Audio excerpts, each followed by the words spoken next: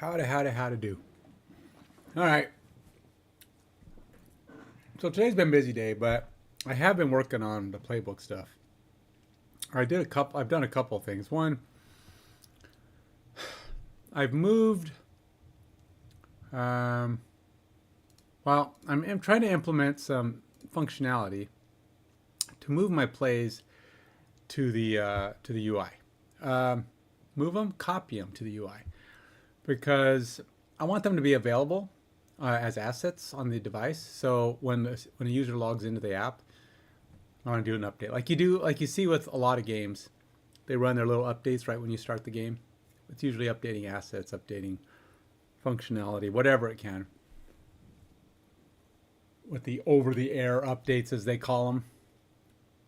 Sometimes they actually create a new XE and then they expect you to update the app that way. But when possible, it's nice to be able to do things over the air. And this will be like one of those times I'll be adding these assets. And so the React version of the app obviously has to do the same thing. So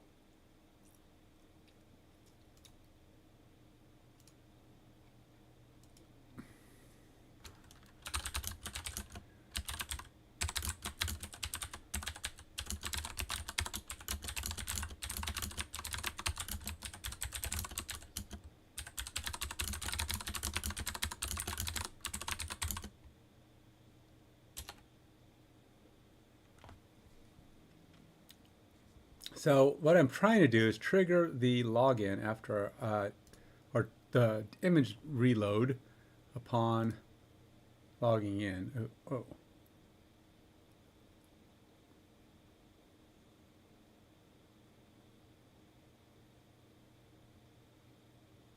That was weird. So it popped up my,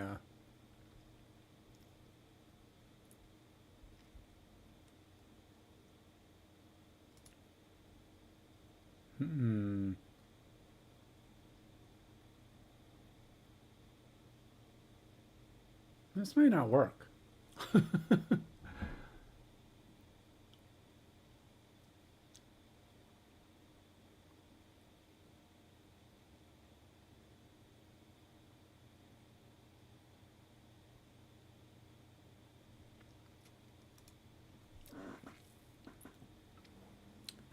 Okay.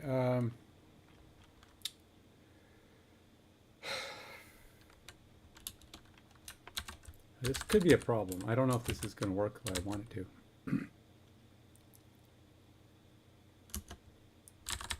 So when the function runs right now, a file explorer window opens, prompting for the save location of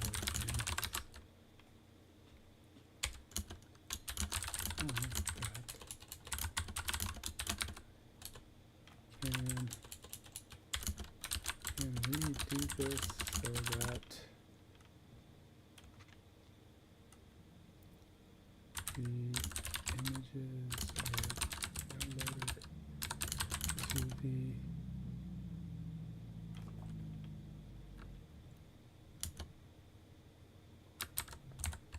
web host. I also got some errors. Could be part of the problem.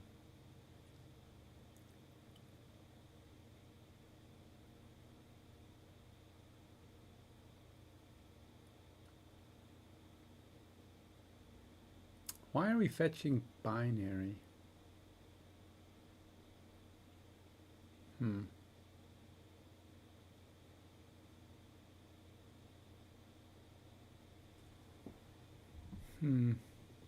Let's see what this does. It could be that it's trying to pull the images as binary data and then trying to rewrite them to the system, versus, which makes kind of sense because it's not just copying images and writing them. So I don't know. I guess let's see what it does.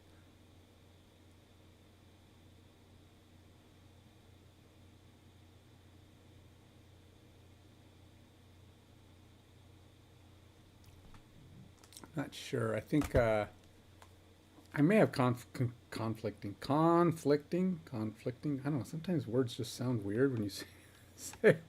Am I pronouncing that right? Conflicting? Conflicting. I think it's conflicting. Okay. I have conflicting functions, I think.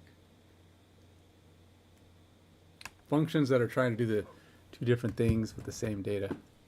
I don't know. I could be wrong.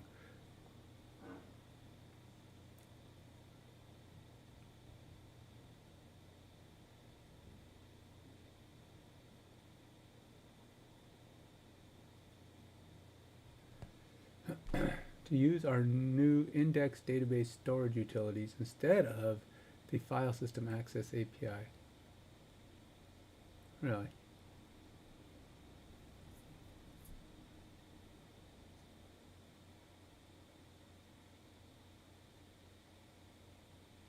Now let's finish updating the download play images function in the playbook.js file to correctly use our new index DB storage system. Index DB storage system.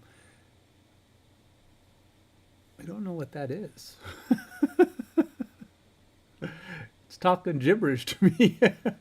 What are they talking about? Our new index DB storage system. I'm gonna have to click on the explain this to me option when it's done. I don't know what it's talking about. I'm just me, a lowly developer's never seen me no index database system. Index storage database system. That's just be a thing I don't know. Store get. Reject request. Close the database when transaction is complete. There's a lot of stuff going. It says there's a lot of changes being made here. 8, 9. I'm not even seeing what it's changed though. It's not showing me no changes.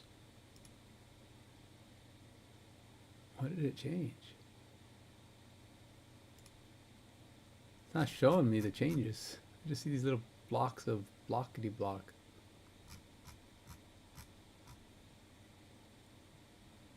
Huh. Now that shows a change.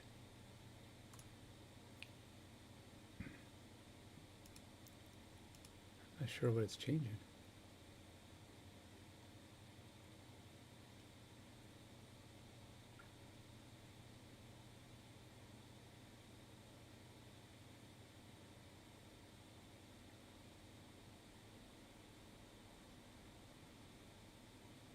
Huh. I don't know if that's a thing or not. First, let's see if what we got here. Still got errors. This is the same error we had before, though. Fetch binaries blowing the snot up, man.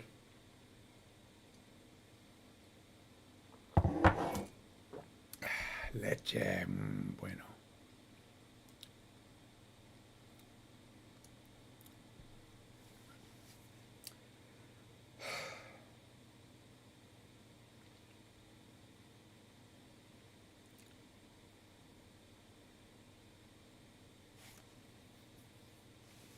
Actually, I have 3 errors. Let's see what's the other one say. Error response.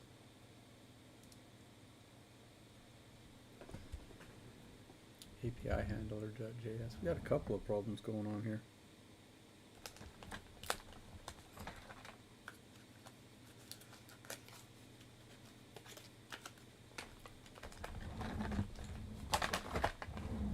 Ugh, I feel like I overate. Probably did. Too much popcorn at the movie.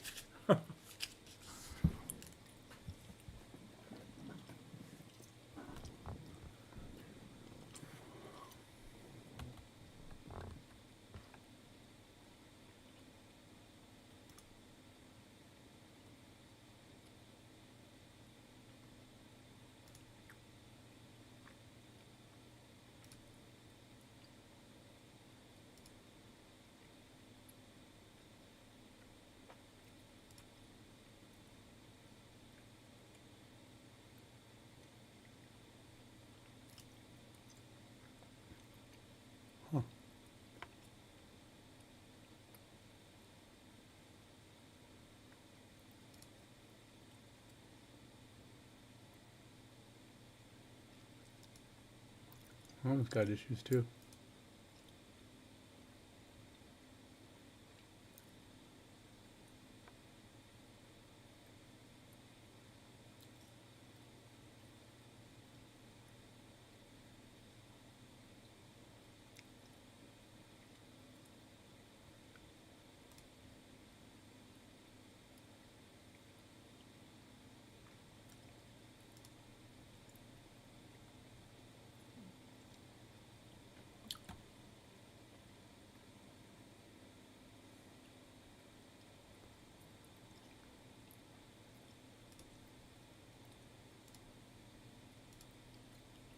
Well, there's no errors that time.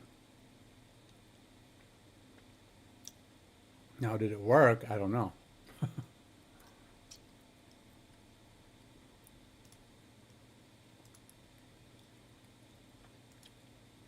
Right, there should be a resources.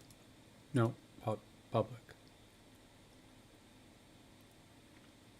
Public images plays. I'm not seeing any plays though.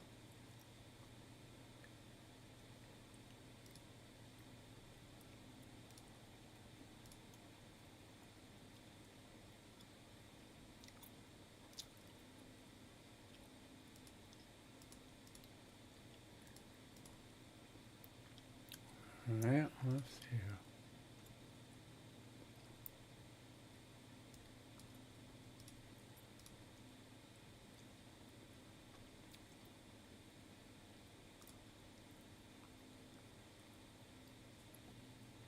Nope.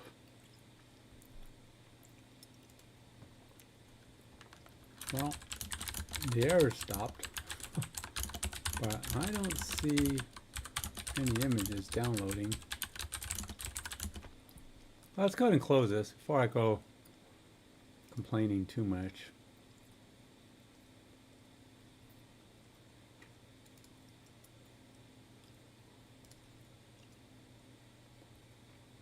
And then we'll go ahead and get bash, and we'll go npm run build. Make sure everybody builds up.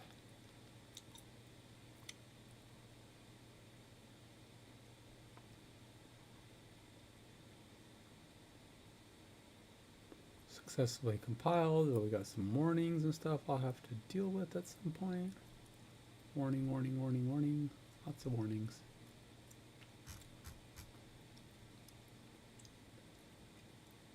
New major version of NPM available.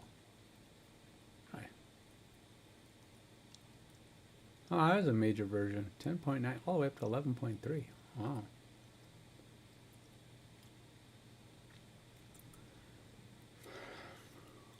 Huh.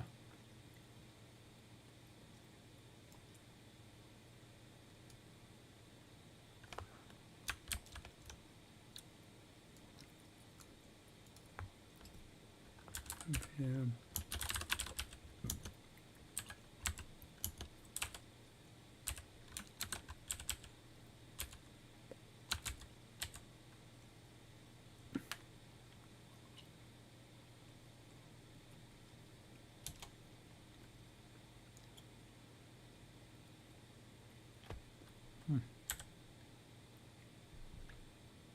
NPM install -g npm app 11.3.0, but it says that was 11.3.0. npm install -g npm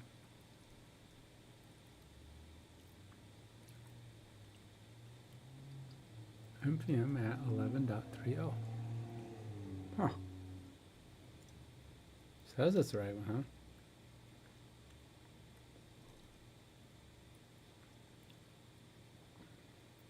But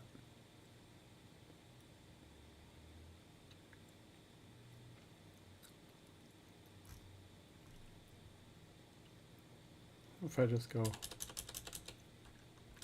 latest,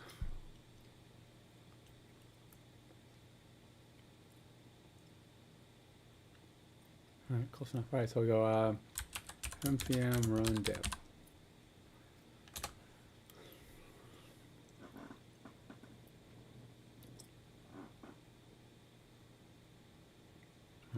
back up. Let's see where we're at.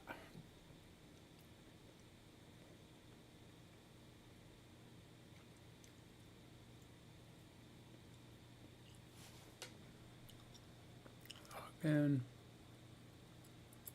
click here. Not getting errors, but I'm also not getting what I expect to see. So yeah, there should be stuff in here, but I am not.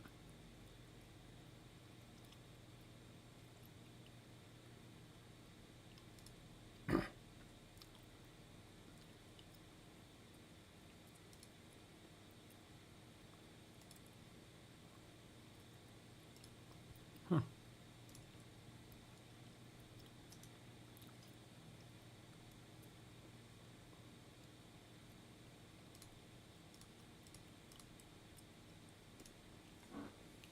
I don't see any images downloading into the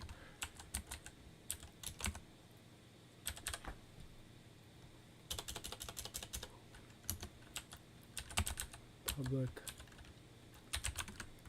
images place folder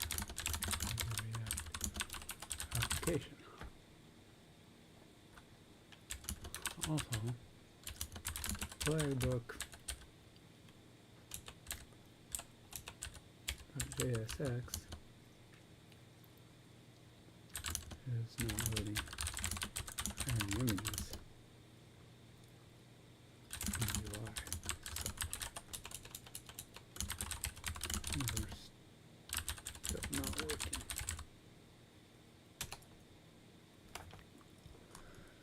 So it fixed my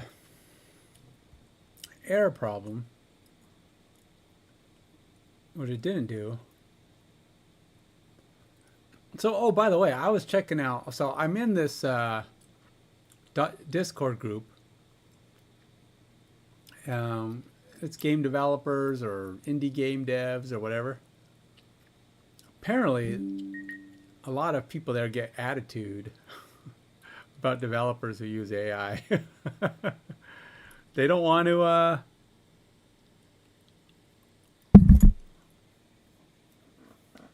They don't want to. I don't know. They think they're better than you. There's I guess there's a developer snobbery. If you don't develop your code without AI, then you're not a developer. Apparently that's the rule. So I guess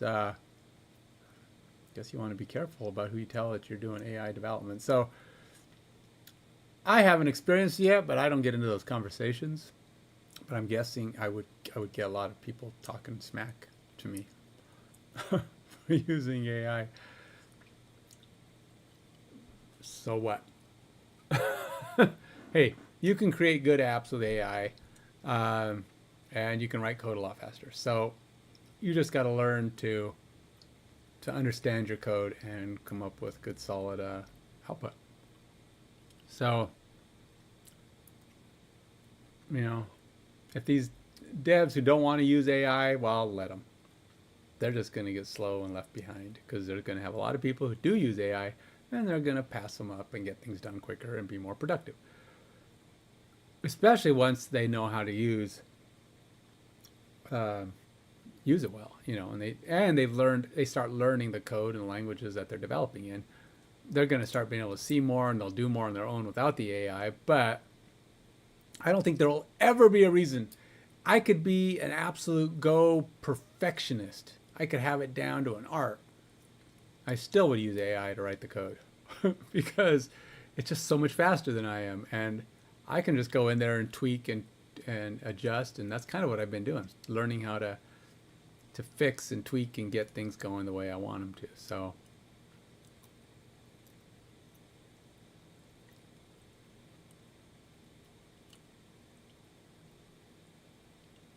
wait, where did this file come from?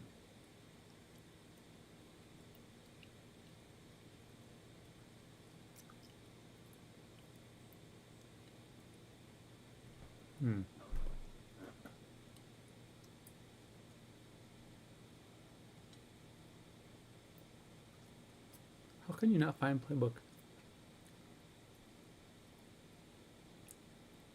the heck?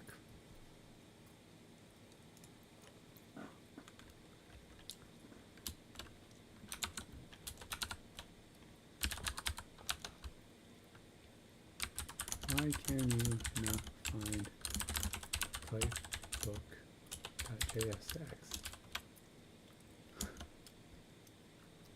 It is in the coach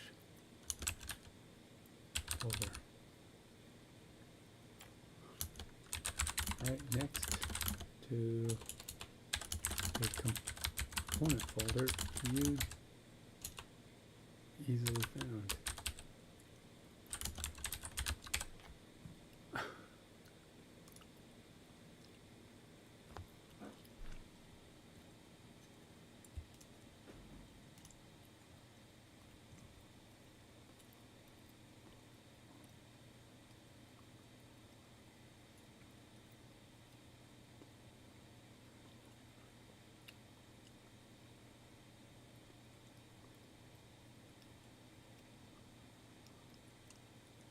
Help me find it. You're the one who can't find it.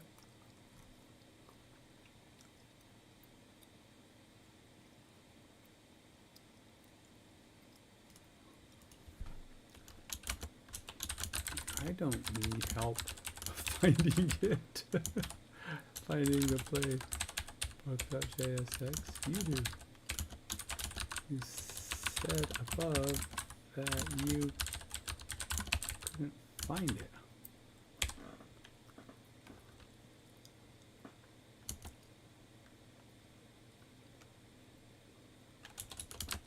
When I questioned that my images are not showing up.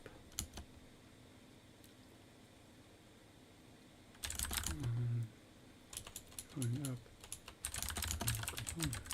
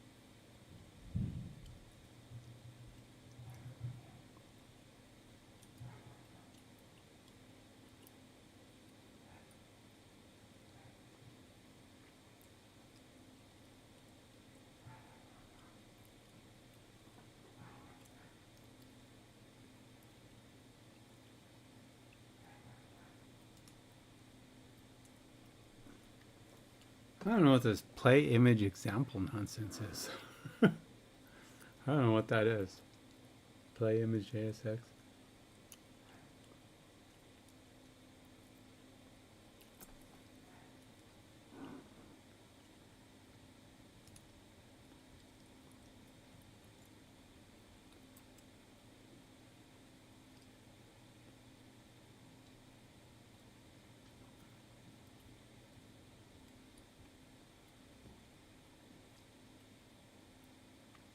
Alright, so I've updated playbook data.js file to properly handle play images in both the virtual play and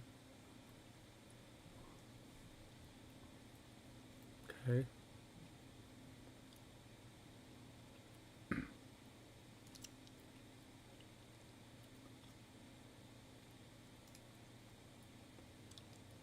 What is images.go supposed to be doing? And why are we doing, why do we have a Go file in play?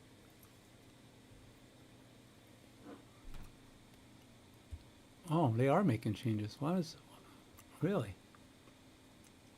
Okay.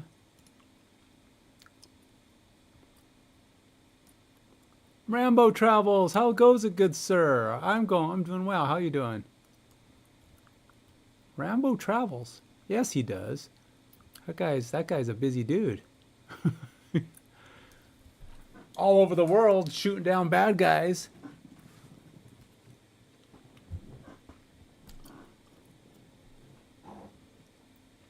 How are you doing this fine evening?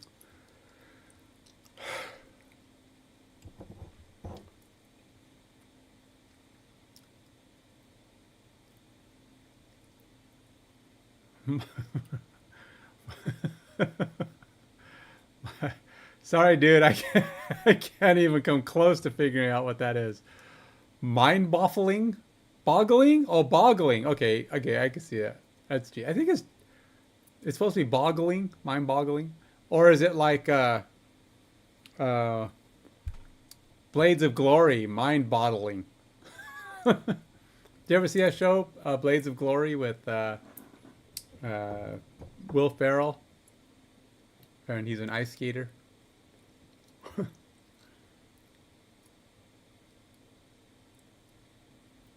Chilling on the beach. Getting ready to call it a night. Chilling in the beach of Carmen.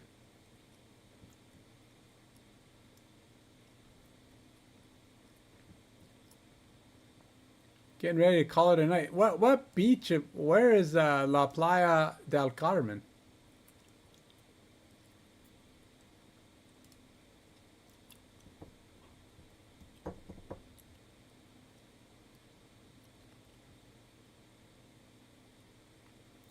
Well, let's see. You made some progress here. My images are now saying no image.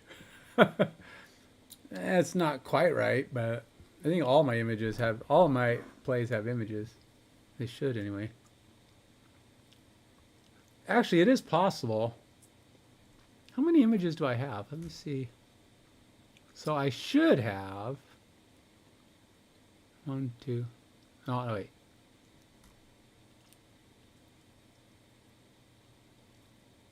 Okay, so that's not right. I should have. How many plays does it think I have? Cancun. Wow, dude, that's nice. Are you just vacationing and taking it easy, or you live in that area? Nah, you're at the beach. You're vacationing. All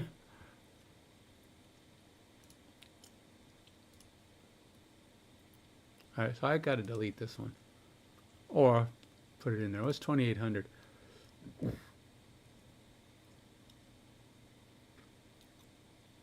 I can't change the IDs, but I can. All right, 2800 is the guy here.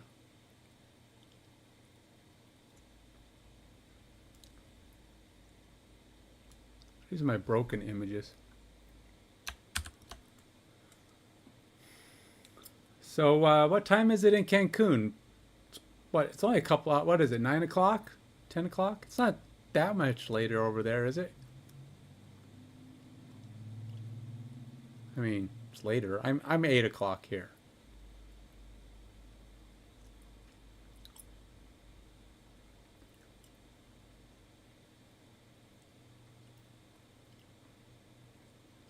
I don't know which one it is, but I'm guessing.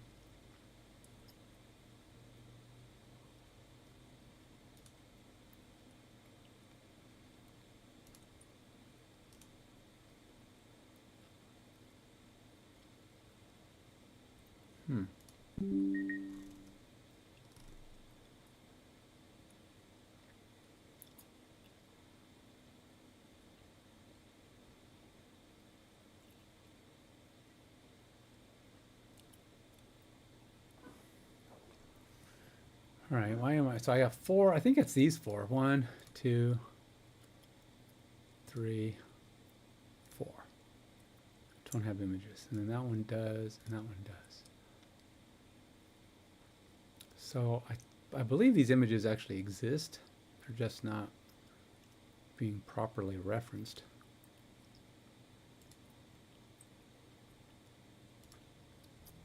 These plays I created are the early ones, and they're kind of formatted funny. I gotta change the way their paths are defined. I was tracking versions on them. I mean, I didn't really want that. It was an AI idea that I let it sucker me into, and I told it, okay, that's not gonna work. That's dumb.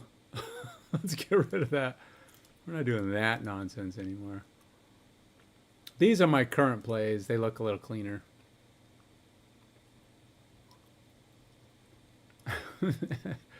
In the sauna, you can't watch videos on the sauna. You're gonna kill your phone, man. Next Monday.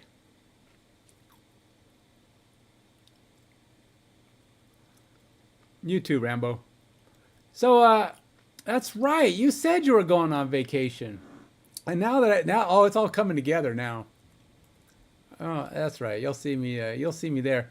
But I'm usually only there on Tuesday and Thursday. Monday's kind of iffy for me. I don't always go to the gym every day, so but Tuesday and Thursdays are mine, so more likely one of those days. You have a good one too, man. Sleep well. Have fun in Cancun, man. Enjoy your beach time.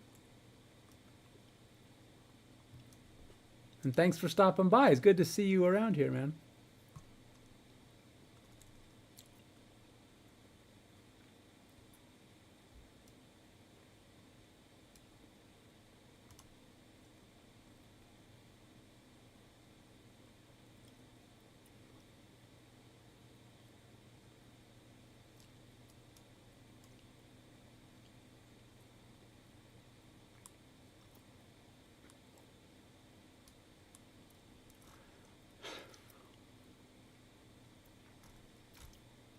All right, I gotta figure out why these images aren't showing up. So I think the trick is that I've got to actually when they were created, they were not correctly being created.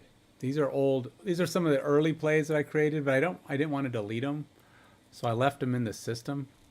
But they're not properly being mapped. What I'm thinking of doing is let's open this up. Open File Explorer.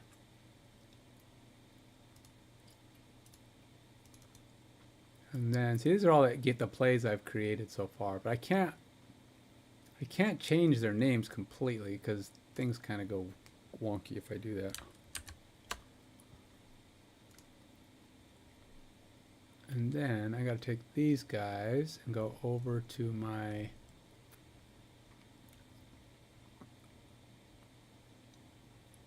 oh no, not that one.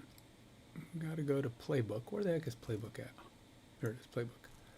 So playbook, we're going to open this guy up.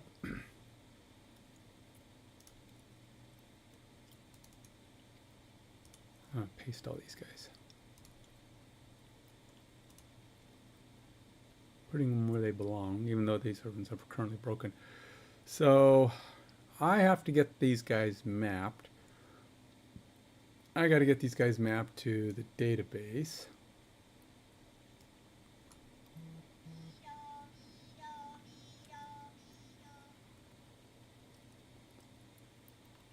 Oh, I think my wife is watching TikTok again. What she got here?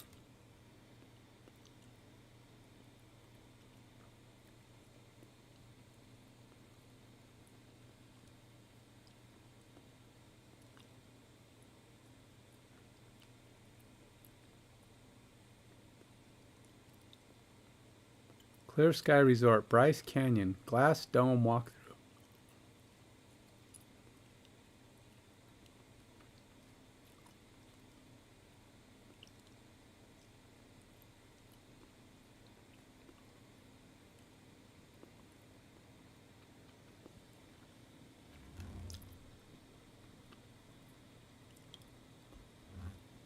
$15-minute.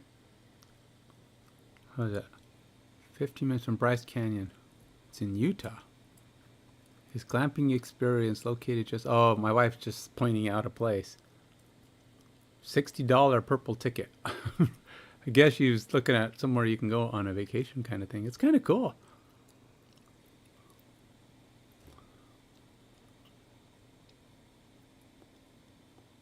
It's a glass dome. It's basically a weird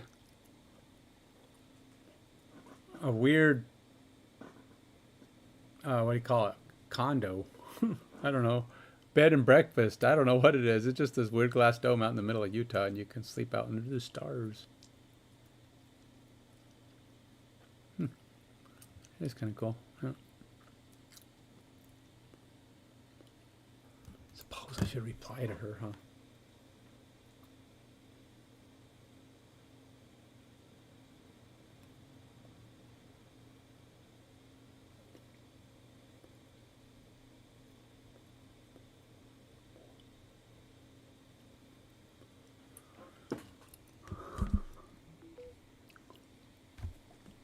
All right, let's back to task. So what I'm trying to do, well, one, you can see I have all these images here that are not showing up, so we got that problem. Two, I'm trying to get the database to be in alignment, so I got to figure out which we got what's missing. So we got 2800 here is missing. Does 2800 exist? 48, 28, there it is.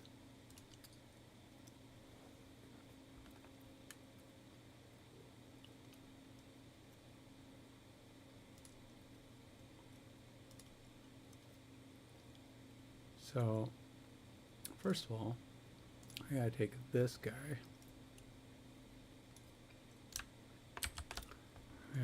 Here.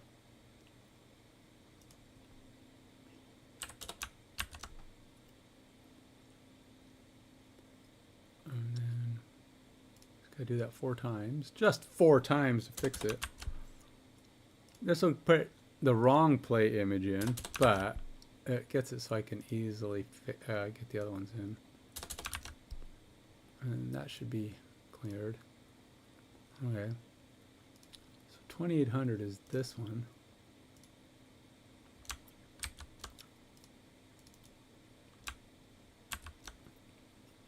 And then I got 9200.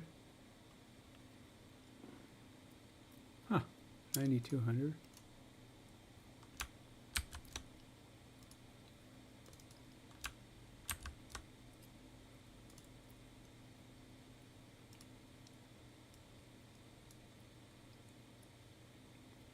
We got 1500.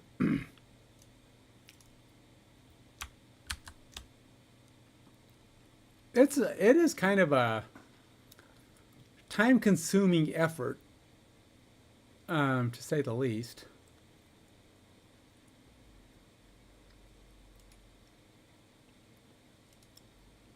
All right, why is it undoing my? All right, I just put those in. How come it's undoing them?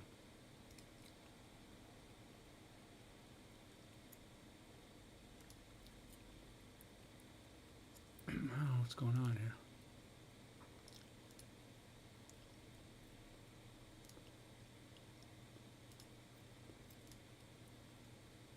Okay. We'll try this again. Close all. I do not know why that didn't work, but something went wonky.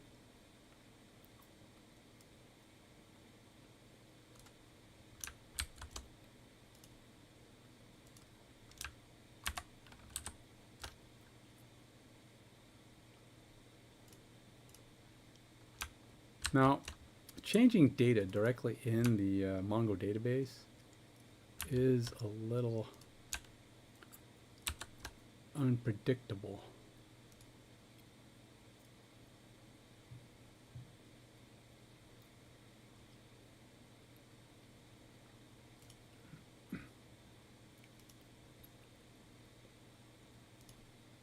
$48, $28.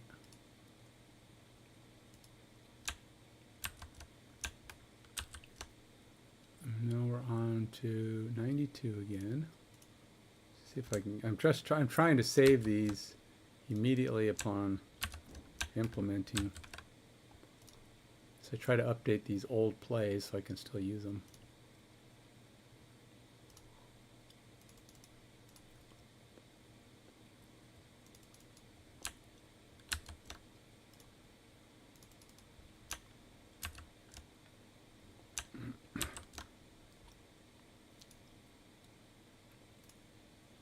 There's only 4 of them I have to update, so shouldn't be that hard.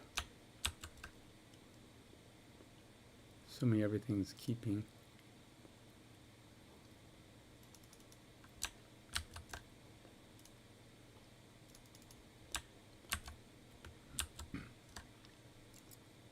And this one is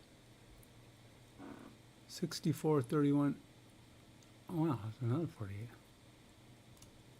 What are the odds of that?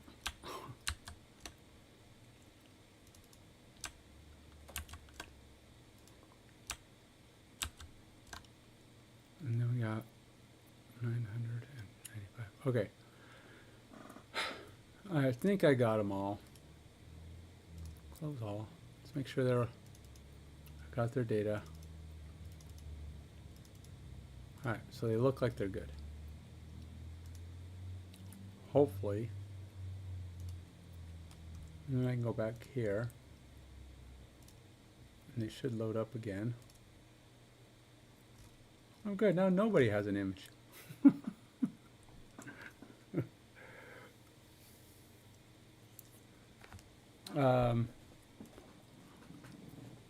Not great, but we'll figure this out. We'll figure it out. I moved all the images to the playbook folder, which is where they're supposed to be.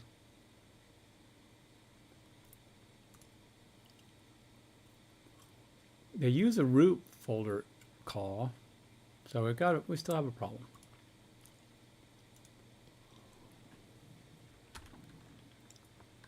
All right, got code base. Now, I moved all the play images to the playbook service public folder so that all the plays exist in the same location.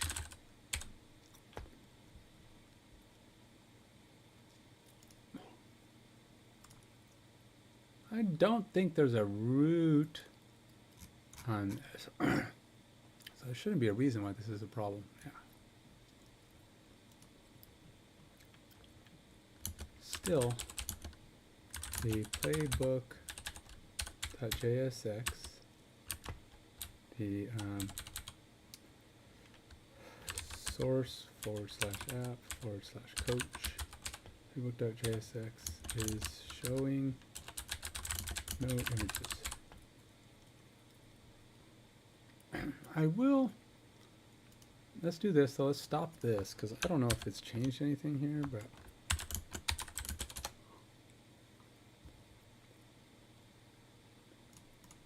And additionally, I'm going to go to the gateway, stop it, start it up again. Just in case it's done some changes that have things working a little weird. So should get me updated on that. Nope.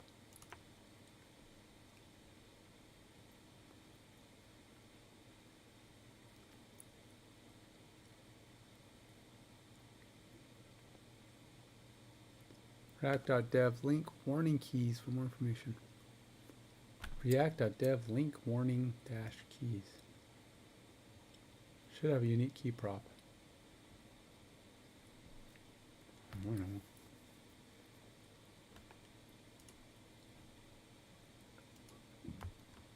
Also, I am getting this error with the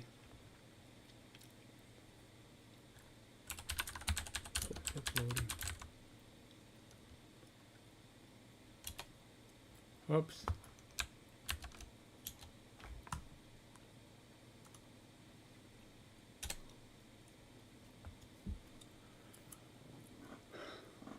Stop the logics. Stop the buses.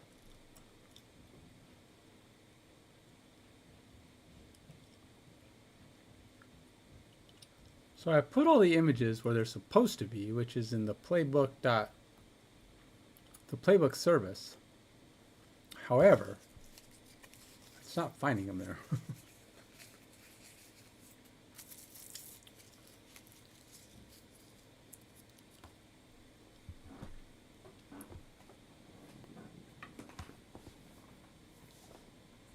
For the React key error, I don't see any obvious missing keys in the main list, both filter plays and playbook plays.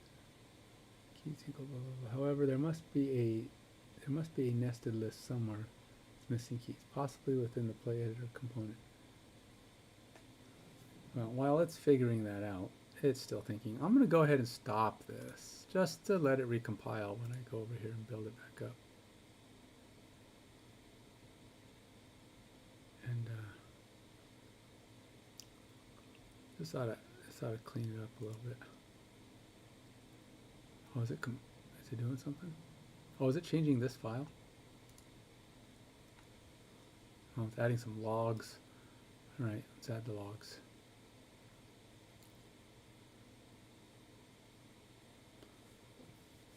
We'll add the logs, see where we're at.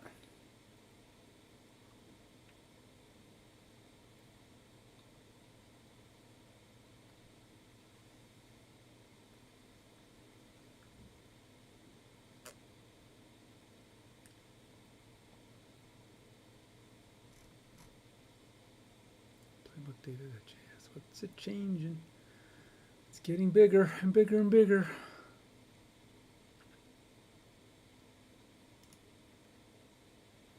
And we're logging.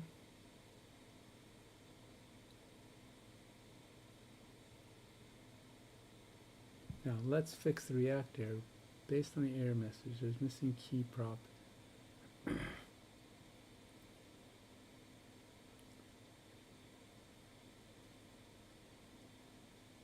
No, it isn't the key. It isn't the play editor's fault.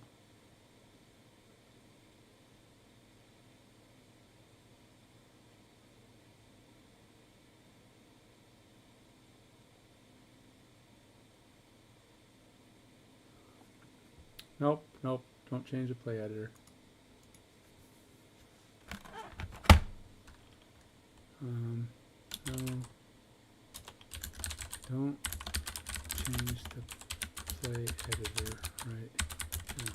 It is working and does not have any errors. My errors are occurring when I load the playbook. .jsx.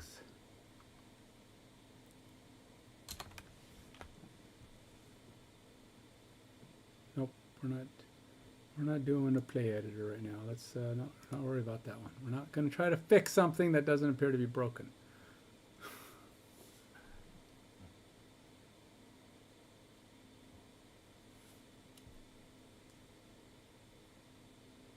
Stay on target. Stay on target. Just like shooting them there swamp rats back on Tatooine. I don't know. I'm naming locations. I just know he says it's just like shooting womp rats or some kind of rats back on whatever planet he was on as a kid. It wasn't Tatooine, right? Nah. I don't know. I think was Tatooine, was that where he was trained by Yoda? I can't remember.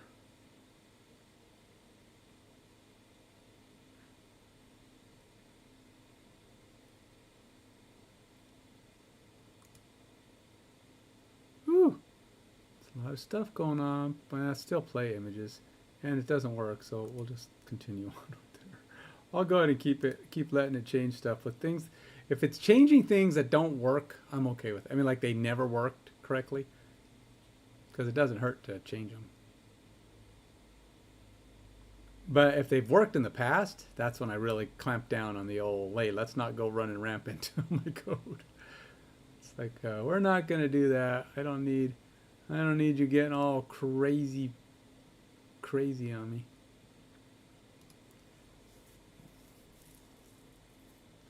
You still changing stuff? Yeah, well, we got some you put some air handlers in, so let's go see what that says. npm run dev.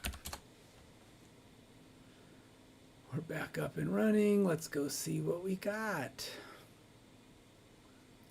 And I'll check out the output here too, because it added some logging.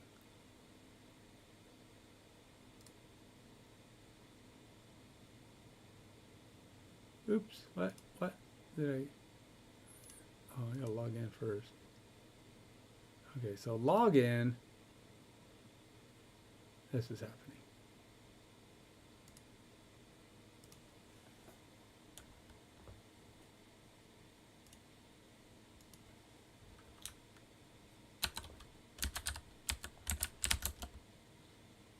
Okay. First error. I'm logging in. I am getting this. We'll give it a chance to take a look at that while I go figure out what the heck's going on over here. Oh, look at that. Oh, that is beauteous. Beauteous. Beauteous. We got some plays. I don't know why S22 quick and full S11 dump are not showing. Something about them. How many plays do I have according to this? 2, 4, 6, 8, 9. I have 9, 13 plays. How many does it say in the database?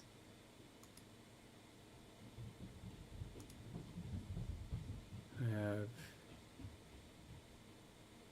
8, 9, 10, 11, 12. I have 30, oh, I got 15 plays here. It says I have 15 plays, but I'm only showing. Oh, some of these must be defense. Yep, there it is, 13. 2 defensive plays showing up perfectly. Perfectly. But we have some issues with empty. Which ones are those? Are these the ones I just did? Spread rockets. Nope. High left dive. Nope. 5 wide left. That's the last one. It's an S, by the way. Empty S33. I don't know why play 007 blew up.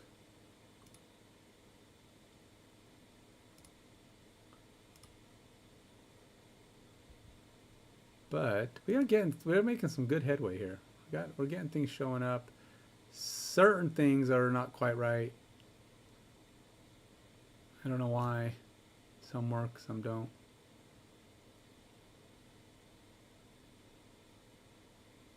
That's not right. But we'll keep it because it's a log that's going to tell us something. But we got to go to the playbook again.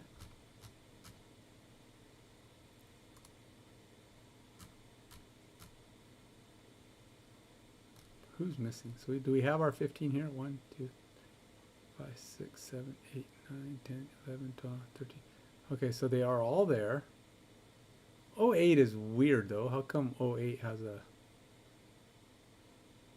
I could have swore I changed that.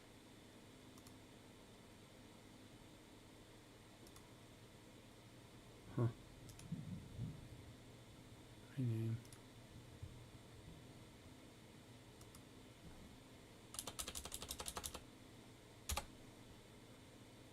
And they shouldn't be creating with the play prefix anymore.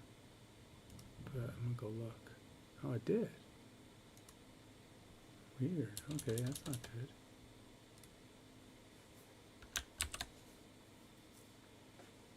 Should not be creating with the play prefix anymore. And that's the SY left. I mean, it loaded fine. But we're getting 4 plays that for some bizarre reason are not loading. And they have an image. So the question is, why are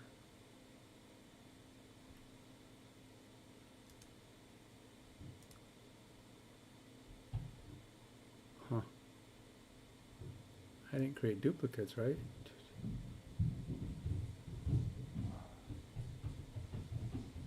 Nope. Huh. Are you adding something? Like a try catch. Okay. Let's go ahead and go back. So here, log out, log in. Okay, so we seem to be good with the error that was showing up here.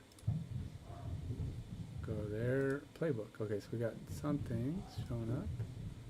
But we got 4 plays that for some reason are not showing their image. But why?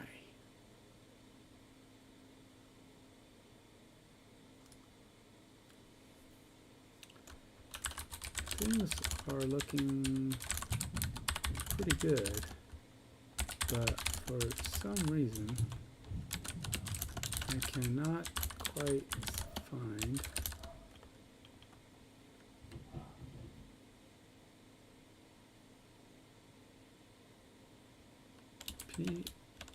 PLY, comma, is it 004? 004 is full S11. 5 is S22 quick. 6 is full back lead right dive. Yeah, it's 4, 5, 6, 7. 004 through 007 are not loading their image. The image for each does exist in the image folder, just like all the others in playbook and image source, playbook service source. So there's got to be something distinct about why would those 4 images not load. So we got 8, but 4, 5, 6, and 7 are not loading. They're perfectly good images. They all look good, but they are not loading. Why?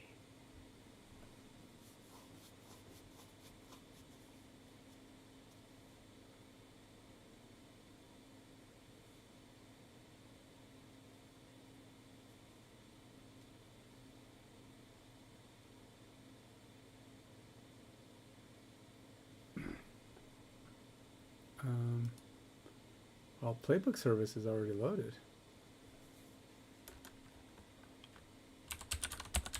Playbook service is already running. Do you need to stop it again? And I can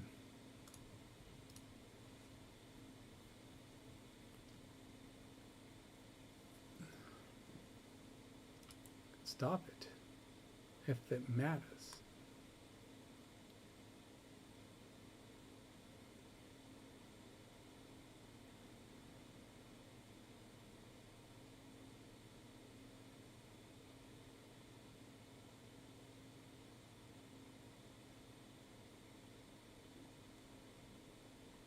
Okay.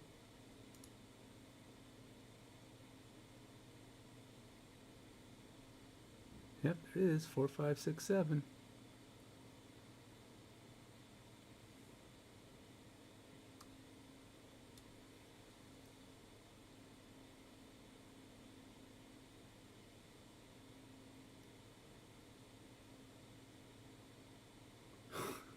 I was just checking to see if you were lying to me and that perhaps they don't exist. It's weird though, because you notice it's flickering like this. It's like it's trying to refresh for some reason.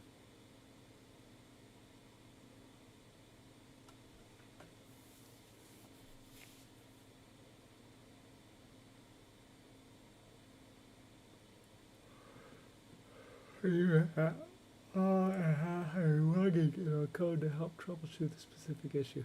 So yeah, that's probably true. I haven't used inspect in a while.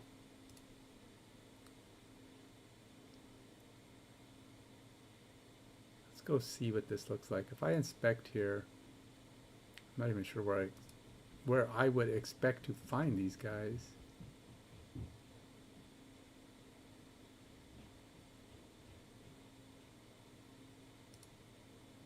Maybe not in the script. Portal. Body.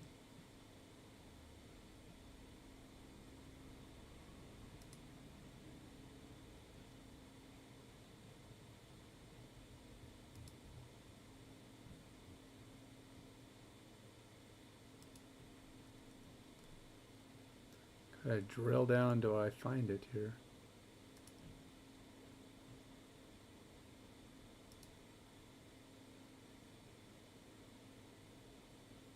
Still not here.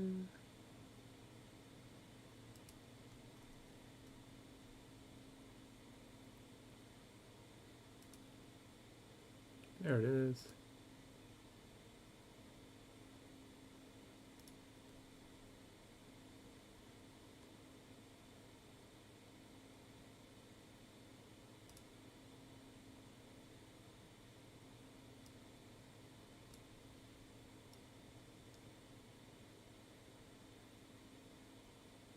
You would think that there would be some paths here, right? But you'd be wrong.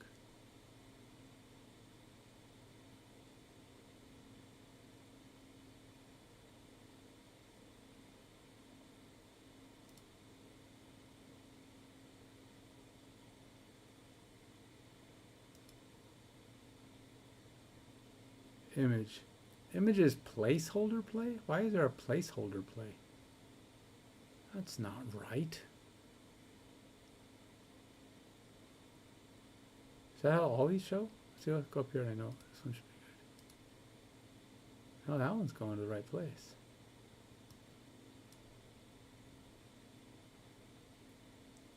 Weird. S22 Quick is getting images placeholder dash play. Huh.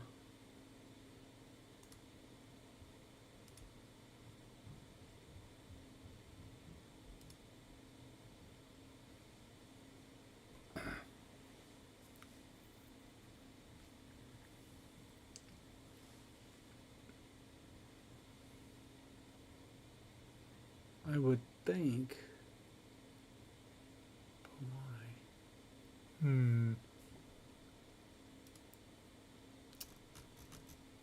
Well.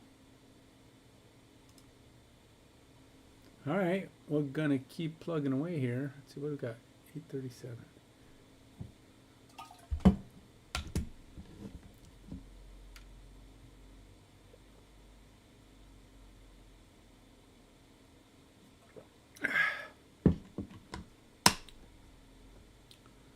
All right, well,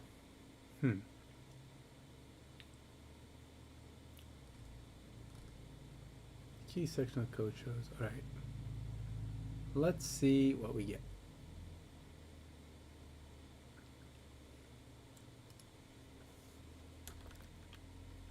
Inspecting the script in the browser, I see that those 4 plays are not getting an image link. They are getting a play dash placeholder.png.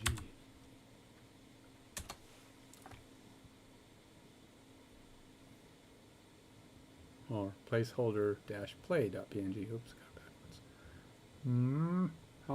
How bad is that? Sometimes it can figure out your typos, but sometimes it just goes, what? I don't know what you're talking about. Why would that be happening?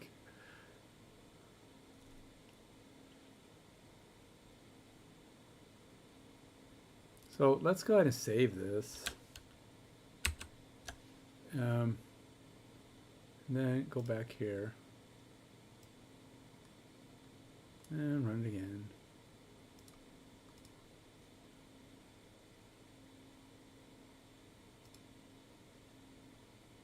Oh, wait, what? Oh, my screen is all wonky. Darn it. Let's go here.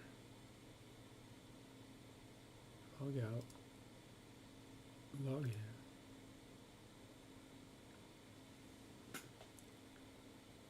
I'm thinking what I want to do is cut out some of these buildings, like remove them from the game, and use like an AI to replace it.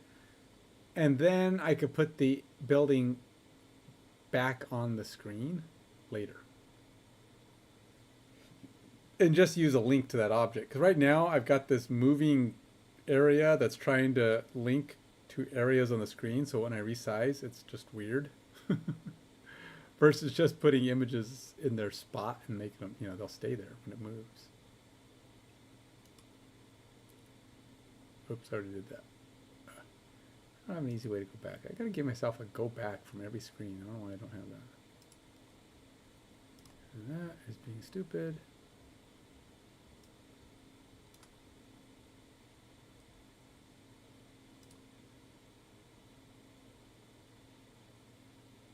Where are we going? Okay. Still got this weird thing. Except now, it's being even more dumb,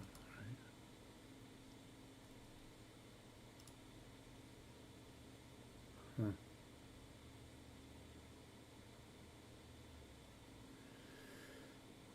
Huh. Okay, so let's go see what this is doing.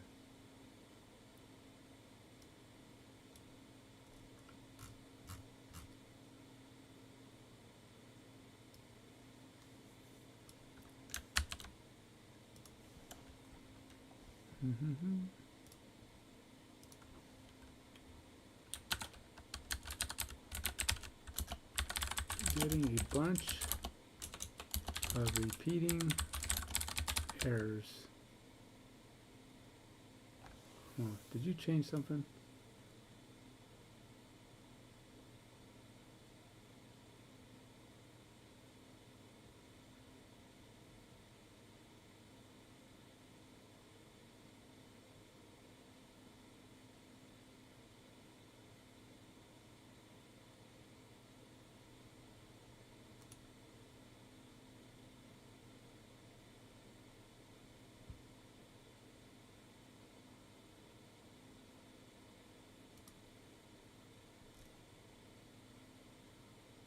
Nope, I didn't do anything. These are F errors related to those plays with invalid images.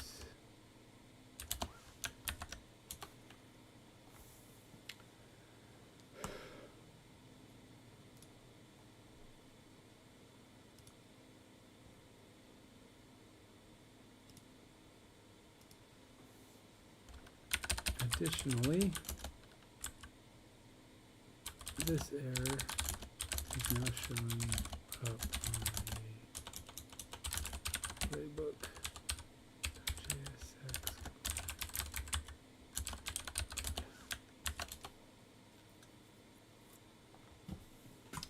Well, phooey. We're getting close. It's looking better.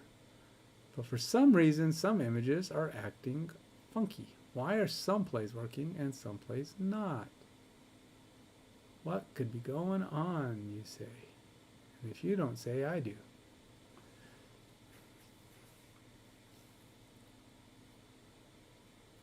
Each file on the list should have a unique key ID. So there's something weird. Where is it getting the keys?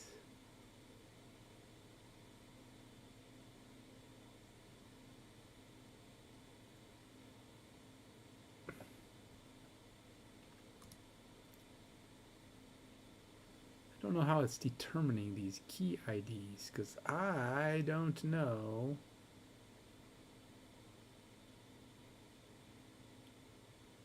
Ugh, that don't look better. Now they all look. Now it really looks wonky.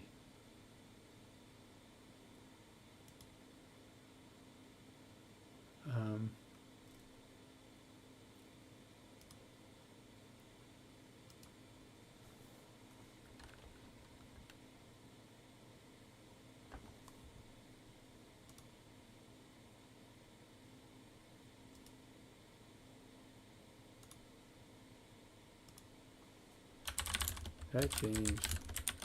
Did it worse. Now, none of the images are showing up.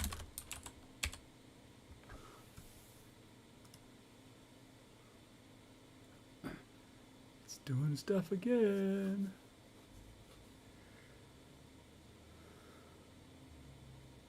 There's something weird. I don't know where this unique key prop, where is it getting the unique key props? Because it's definitely doing something wrong with these images. I think the key ID, are some of those the same? I mean, what? I don't think any of them are the same. I don't know how they would be. Play 17, 48, 28, 92, 15, and this is 48, 64, 31, 48.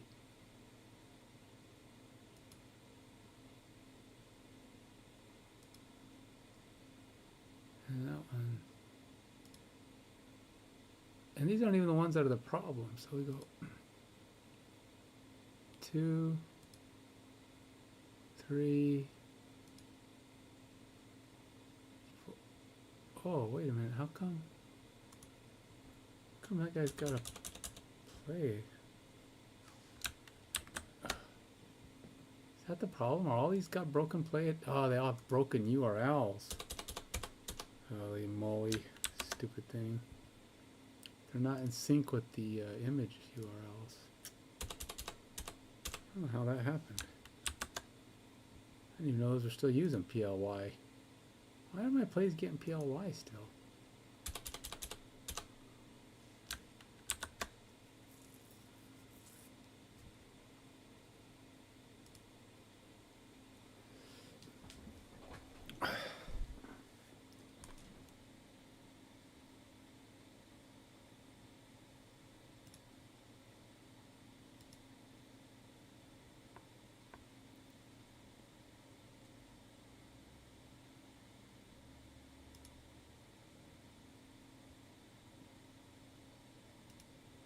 That change made it worse. Now none of the images showing up.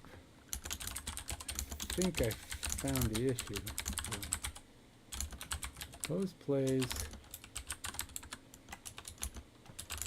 were saved with PLAY underscore PLY underscore ID number.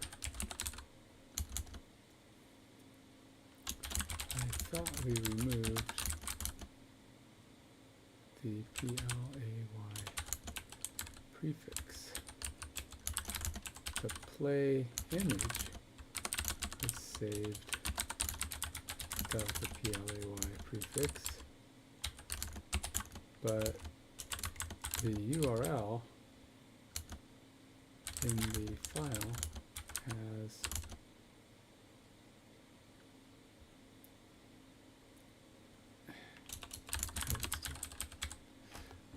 alright, let's go Control Shift F. Let's go see what do we have PLAY somewhere?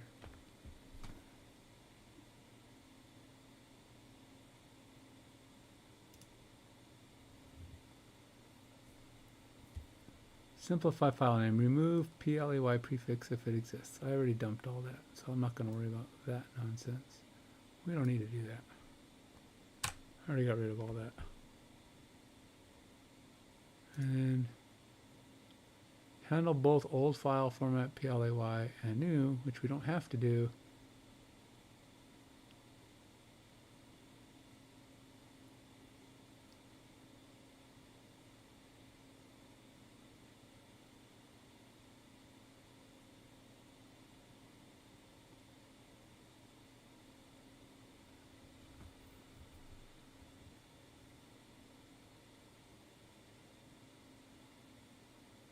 We don't need to do this PLAY thing. What is this? Images echo. Alright. I'm just trying to clean up some of my nonsense here. Get play type ID retrieves plays of specific type from playbook service. Get plays by play type.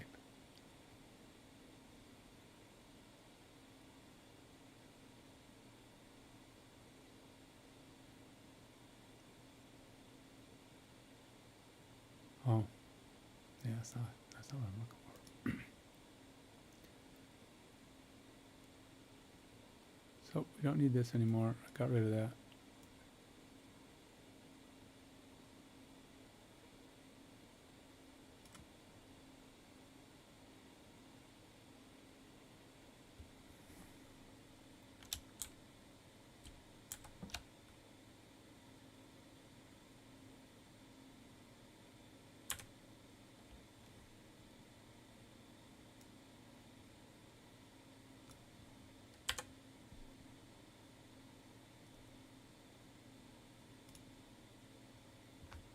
Different formats that might exist in image data.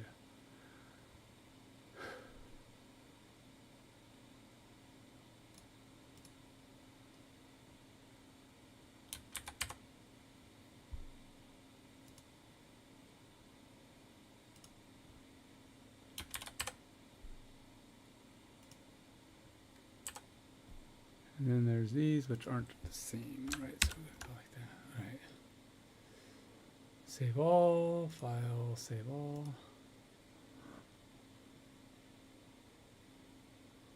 We're still pretty, I'm guessing we're still pretty broken over here, but we're going to go to playbook here. Control C. Go run dot. Guessing you're still all broken up. All broken. Wow, now we got more errors than ever. That's awesome.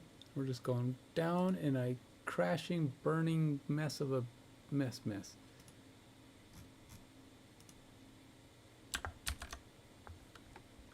Go run dot. We don't have any more play underscore anything. That should be gone from the system. And whatever it thinks it's doing should not be doing it anymore.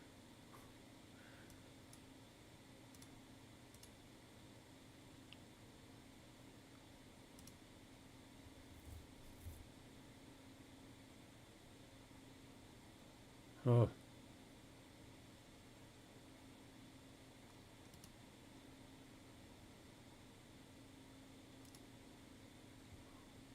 All right. Let's just reset. We're making things worse, dude. You're making things worse. Let's reset. We're gonna close everything.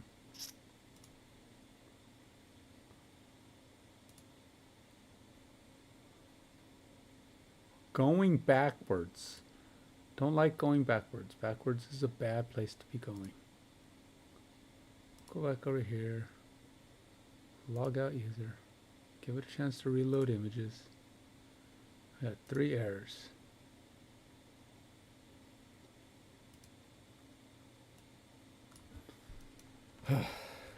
Getting darn garnet code base. Getting 3 errors during load during the login phase of site. Hey! It's Nintendo! Login phase of the React front end.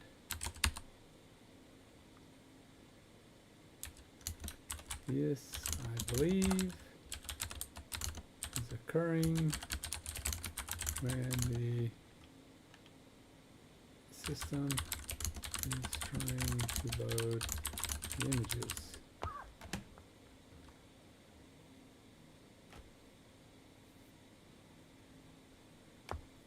$28 for 2 hours. Yeah, I went out for an hour and a half and only made 15. So that's a $20 in 2 hours pace. So yeah, I made a, yeah, it was, DoorDash is no fun. I mean, it's kind of like,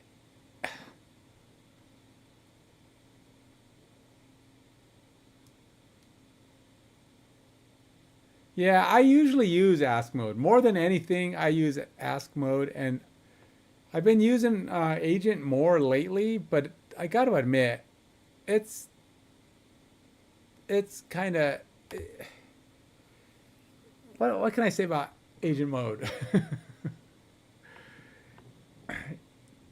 Sometimes it's great.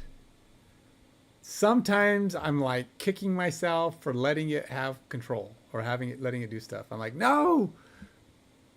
But the thing is, what's nice about agent mode is it does at least show you the changes. Usually, it does some weird things. Like sometimes it'll like change like 4 files and only asks you to approve one of the files. It's like, but you changed 4 files. How come you're not having me approve all of them? So, yeah. It's trying to load the images, which, by the way, with the exception of 4, was working. But now, nothing is working. Something has gone way wonkers, and now we're going backwards. Got 3 errors.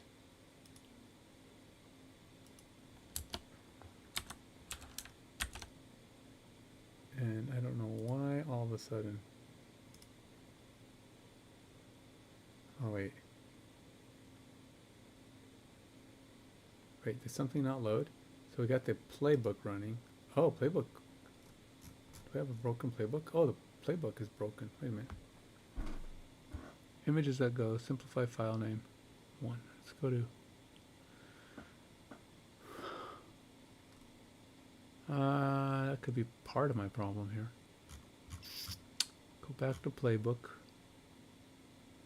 Images.go. Line 105.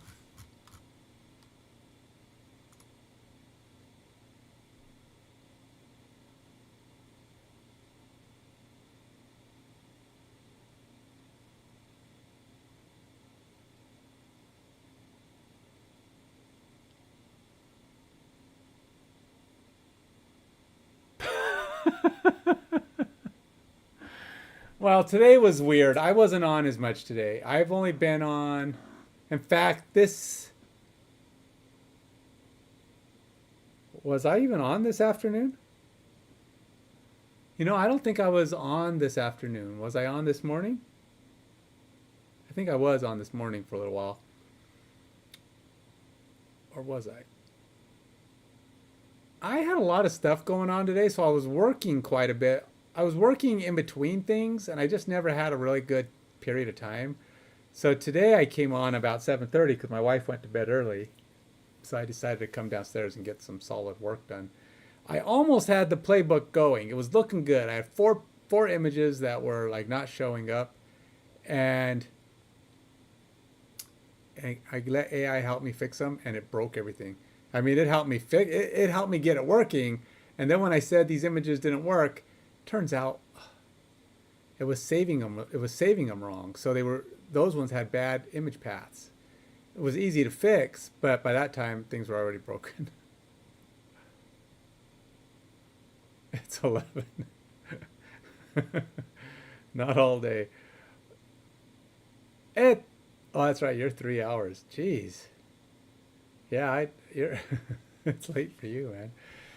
I've got another hour here. I'm gonna be on here for at least another hour probably before I go to bed. I'm gonna get this working. I think. I hope. Maybe. Kind of, sort of, in a way. So I'm gonna have to. All right. Let's not do this error yet, because I don't think that's the problem. Let's first fix I broke this. This is my fault, but that's okay. I didn't break it. I just cleared something up that you was using it, and I don't think I need it anymore. Create file with simplified file name. I thought. It's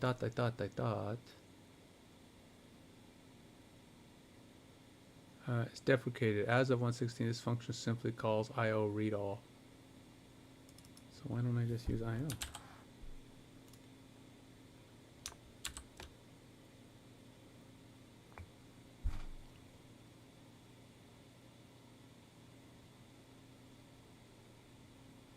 3 hours? You'll be in bed in 3 hours. You'll be snoozing like a baby by that time. I'll be snoozing like a baby by that time. And if I'm on here, I swam 1,700 meters this morning. I'm tired. And I got up too early. I've been having trouble sleeping in, man, lately. Sleeping in, like, till 5:30 or 6, which I like to do if possible. Because, well, sometimes I like to get up early because then I can go run or go do something early. But let's do ask. What do you mean, nope? Are you working the night shift again? No, you said you are you on? You don't have a contract going right now, do you? Didn't you say you had, like, you were on a break of your current contracts, your current gigs?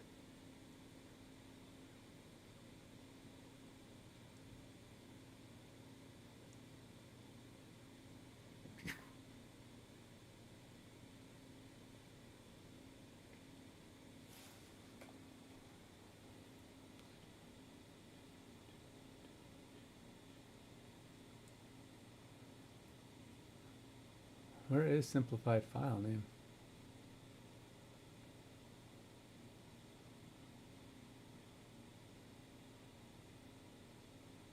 Xcode takes the original file name from the request, splits it into the base name and extension, sanitizes the name by replacing problematic characters with underscores, and then, okay, so no.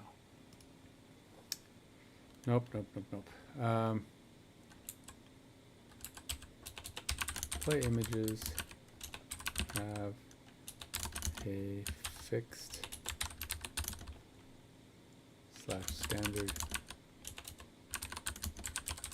naming convention.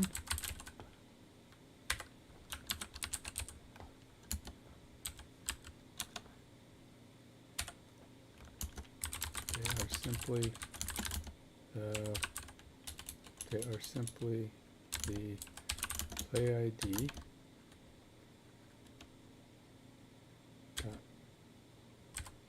.png or ID ply underscore 001.png.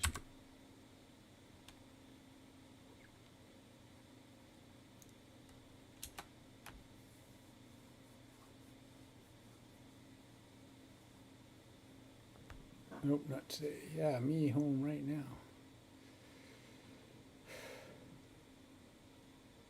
So I don't know what happened. Okay, so yesterday I had a customer who wanted me to get some quotes for some mage cages that he wanted to buy, and he was going to buy 8, and the shipping was too much, and I didn't blame him. It was $43 because I was doing FedEx. I thought FedEx was cheaper. It is cheaper for 8 units on FedEx, but USPS is cheaper for 8 units if you break it into 2 boxes, which was dumb. So I told him I could do your 4 that you asked for on USPS and it's only like $12 to ship it. And then if I ship it, I could ship him the 8 for $12 twice and only $25 instead of $43. And I was like, wow, that is so weird. So it's cheaper to send 2 small packages than to send 1 big package on USPS. And it's actually cheaper than doing FedEx. What's wrong? Oh, I don't think that's related to anything. Is that? Yeah, we're fine. Okay. So I'm not used to. I've been using Agent so much lately. I'm kind of like, what is it showing me? That play image uses a standard naming convention of the play ID followed by PNG.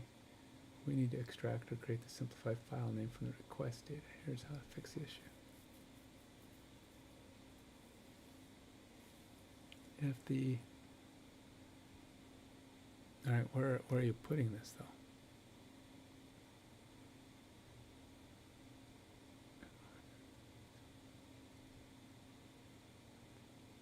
Is it request?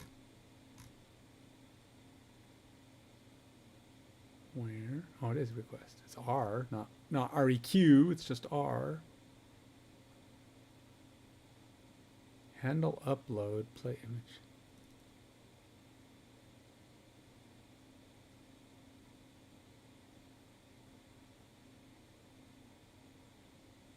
Okay, that's great, but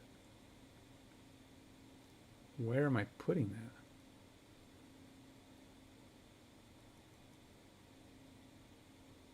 All right, here we go. File path.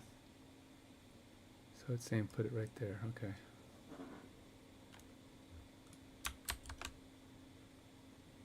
File path dot join. Okay.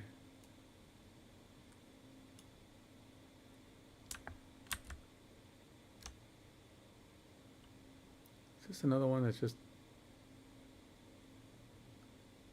OS right file?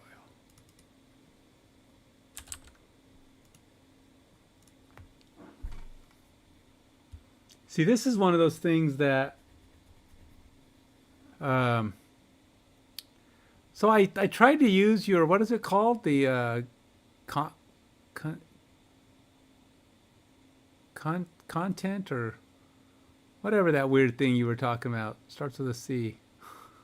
It's supposed to provide for like the latest language models. I forgot what it was called. I put it in my app, but it doesn't seem to do anything. I don't know. I'm probably not using it right.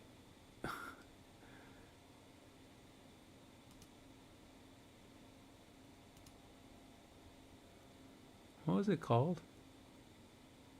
Codebase? No, not Codebase. What was it called?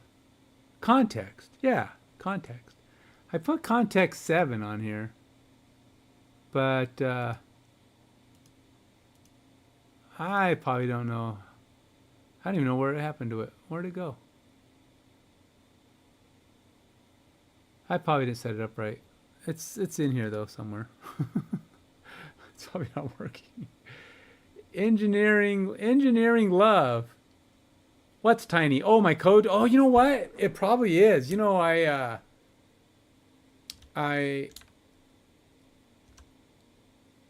when I went door dashing today, I took my computer with me, and when I did that, why is this not? Oh, let's try this. There we go. How's that? Is that better? Make it, oh, that's way too. That's probably too big. Whoa, I think that's good. That's not gonna work for me. That's probably a bit much. But yeah, when I went door dashing, I use a tablet. I use a Surface Pro. And you know, it's this big, it's decent size for a tablet. But when I'm door dashing, I don't have my two giant monitors with me. I just have my tablet. So I need to see more stuff on the screen. So I make the text smaller so I can see it. And I didn't even think about it because I could still see it on the big screen, obviously. But yeah, I didn't even think about it there. So thanks for pointing that out there, engineering love. I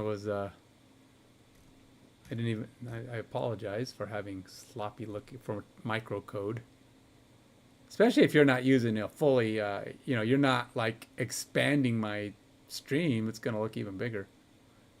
It's legible now. That's good.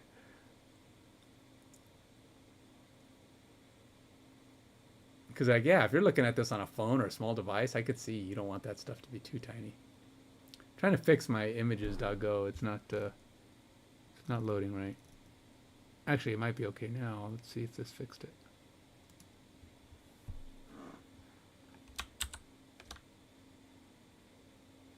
Yeah, but well, it's not showing. It's not showing any errors. Oh, I gotta fix my unit tests. Look at those; they're getting outdated. My unit tests are breaking down. Go run. Are we good here? Get my playbook back up. Okay, playbook's up and running again. Let's go to gateway. Gateway's, how's gateway doing? Gateway's working all right. You use playbook? Well, no. My playbook is the playbook in the game I'm developing. My football playbook. That's what I'm referring to. I don't know. Is playbook a thing? What do you mean when you say do I use playbook? What is that referring to? No. Playbook is just the service. See, I have playbooks here. but it's breaking still. Uh, I did something. I did something to my code. It was so good. I mean, before you and Nintendo showed up, about 20 minutes before you guys showed up, I did something and broke what I had. I had it working nice. It was looking good. It was like I had my whole playbook was showing all the possible plays. I was like, "Oh, good. Now I start playing with this and putting plays into the playbook." And I wonked it. I did something, and now I'm trying to figure out what I did. Oh, Playwright. I have not been able to get Playwright working. You're talking about the React testing, unit testing, right? Yeah. Yeah, I tried to use Playwright at my last job, and I never really got it going. But that could be because I knew even less then than I do now. And then I tried to use Jest. Jest, it's supposed to be pretty popular, but when I put Jest on my app, it broke everything. I mean, literally everything broke when I put Jest in. I could not get. I had to uninstall it and kind of revert back to previous code to get my code working again. I don't know what it was. What the problem is, Jest apparently conflicts with Webpack, something like that. So if you're using Webpack on your React code, Jest doesn't like it. So yeah, I don't know. So I might try Playwright again. I haven't, right now, the only unit testing I've installed is my Go services. I've got it on about half my Go services. I've got to get it on the other ones still. I've got it in my user account, my streamer account, or user account service, streamer service, playbook service, and I think the game plan service. Just ship. Yeah, who needs testing? You don't need none of that. Just put it out, man. Yeah, I don't know if that's the route I'm gonna go. There's some games that looks like that's all they do. Just ship it. Yeah, who needs testing?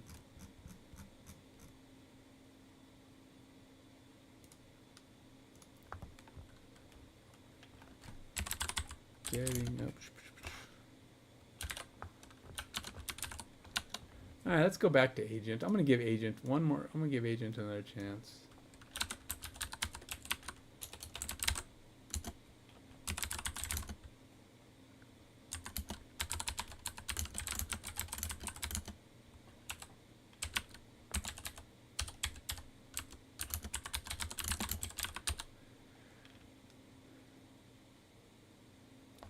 Yeah, well, actually, the plan is React is just one UI. I have a Unity I'm also working on. I just kind of started the Unity side of things, but no, it has a Go services backend. So all of the the heavy lifting is taking place on the Go microservices backend.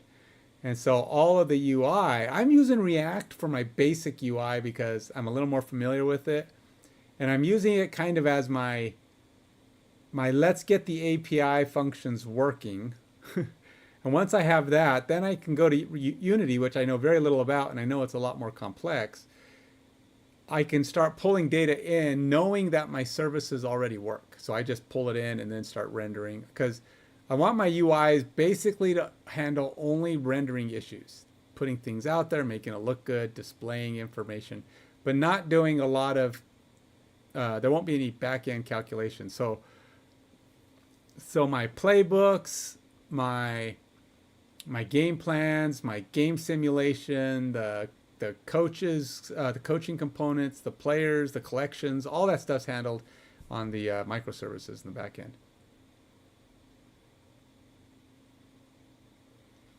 I haven't used OpenAPI, so it might. I don't, like I said, my knowledge. I just learned how to set up the Go microservices. I went with Go microservices and a gRPC gateway. My gRPC gateway handles all of my API calls, so I call to the gRPC gateway, and then it routes to the various services. Now, the services themselves will talk directly to each other when they need to, but the gRPC gateway is taking care of the handling.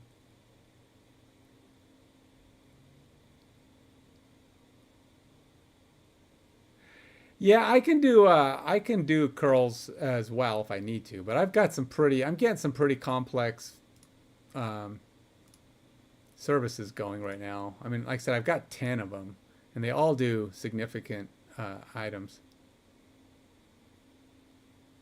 Pedantic models, huh? Based on the pedantic models. Yeah, I don't know a lot of the other formats of services because this is the first time I've done such a big services engine.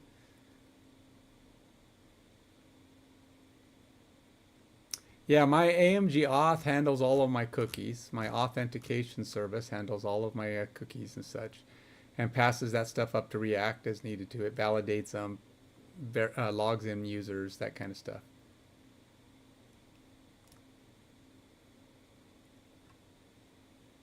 Yeah, and then you got your page headers. Yeah. Right now, I'm just doing local auth. I haven't gotten around to implementing any OAuth yet. I want to use OAuth. I want to get Google and Facebook and Twitch logins because people want that, right? And I use it. In fact, whenever I log on to a website and it gives me the option for Google, I always use Google. So, but I'm using local for now because I wanted to know how to do that. I wanted to set that up, so I set it up as local auth. But you can see on my login page or on my account page, I have buttons for it, but they're not functioning yet. I haven't gotten around to them yet.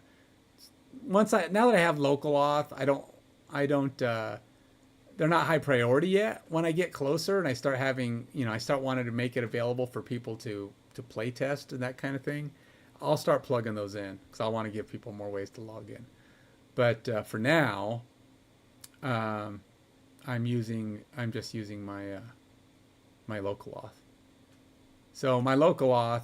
So when I go in, like if I was to go log out here, you can see I have all the buttons here for logging in with those things, but again, not plugged in. I'm not using Remember Me because I want to log in all the time because it allows me to reset my user when I need to.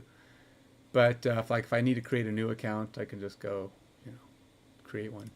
But so it's working pretty good. I'm using a JWT token, um, a JSON web token, so that I can pass extra information. So I'm passing some extra like user information such that I need to the front end so that I can reference it as needed throughout the game.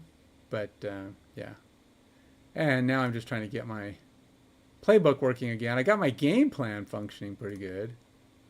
That works, and then my play editor works. My play editor is kind of cool. I can start adding plays and building up. Let's actually make that a pass, and then I can have it do. But thing is, my play editor is mostly for me. I don't think it's actually going to be on the released version of this game because I have to validate every play. So all the information I put into the play editor is going into the back end. It's being stored with logic information. So depending on what commands you use, yeah, it's a great way to send extra info up to the clients, from their accounts, and I'll be doing that a lot. But yeah, I have all this individual data stored in the back. So, and then I have my simulation service, which is going to go through and act on all of the different options that these guys have to do during their route run. Then I create a log file and I send that to the front end, and the front end has to render it. So we're running one play at a time.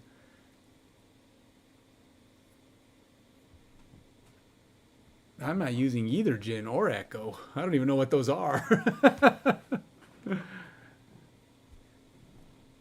These languages. Okay, so just to give you a feeling of how I'm doing this. Okay, I am a C# developer from C# .NET, C# framework, .NET framework.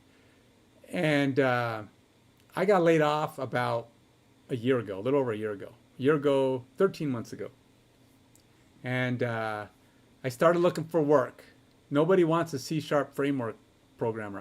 I'm really high on SQL Server, which I have no trouble finding SQL Server positions, but they want more than that. Obviously, they want SQL plus, SQL something. But so after about 10 months, I decided I wanted to, I was looking at games and I go, you know what? Nobody makes a good football game. I don't like any of the football games. I'm sorry, I must be picky or something.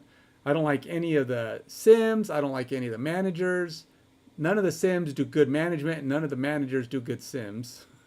So I was like, none of these do what I want them to do. I'm going to write my own. So starting in November, I decided, I headed off on this journey to create my own football game. And so I started talking to AI. I go, okay, there's certain Android games, because I want to make this an Android game, and that's why I'm going to use Unity. And then Unity can be compiled into other things like PC and Apple and that stuff. So I thought it would be a good place to do it. So I'm going to do Android and Unity. And I go, all right, AI, some of my favorite games that do a really good job, I think graphically look really nice, they do good, is like, and plus the concepts I have for some of the card management and collection stuff fits Marvel Snap. I'm like, oh, that's kind of similar what I want to do. I am not graphically graphically skilled. I am logically skilled. I'm very good at coming up with the logic and function of things, but graphics are not my specialty. I can appreciate good art. I can see good things. I can visualize good ideas, but I can't. My hands and I can't create it. So it's like blah, blah, blah, blah. so I can. That's it. So that's the problem with me. I have no graphic skills really. AI's helped a little bit because I can go online and create some 3D models. That's what I did for Unity, and now I've been kind of creating those and throwing those in. I got a long way to go with the Unity stuff. I'm just learning. But anyway, like I said, I went out to AI. I go, okay, what are these guys using? These apps, some of the best online Android apps. What kind of tools are they using? And it goes, well, a lot of them use either Java or Go backends if you're going to do anything that lets players interact. Well, I want to do that. That's one of the key elements of what I want this game to do. And so I want to have a backend, so I'm going to use microservices. And it says, well, the most popular ones are either Java or Go. There's a few others. There's other things too. I mean, there's a whole list, but those are like the most popular. And like Marvel Snap uses Go services. I'm like, wow, then it must be pretty good. I don't even know what Go is. What is Go? It had to explain to me, oh, it's just another programming language? I could figure that out. So I was like, all right, so let's start getting... So I said, I'm going to go with Go. I'm going to go microservices. December was the first time I ever heard of Go. I didn't even know it was called Golang. By the way, it's not Go, it's Golang, but people call it Go. And I was like, oh, wow, okay. All new stuff, right? And then I had never used Mongo database before. I've used Cosmos database, which is almost the same thing. And I go, all right, well, let's use Mongo database because several of these companies are using Mongo database as their backend database.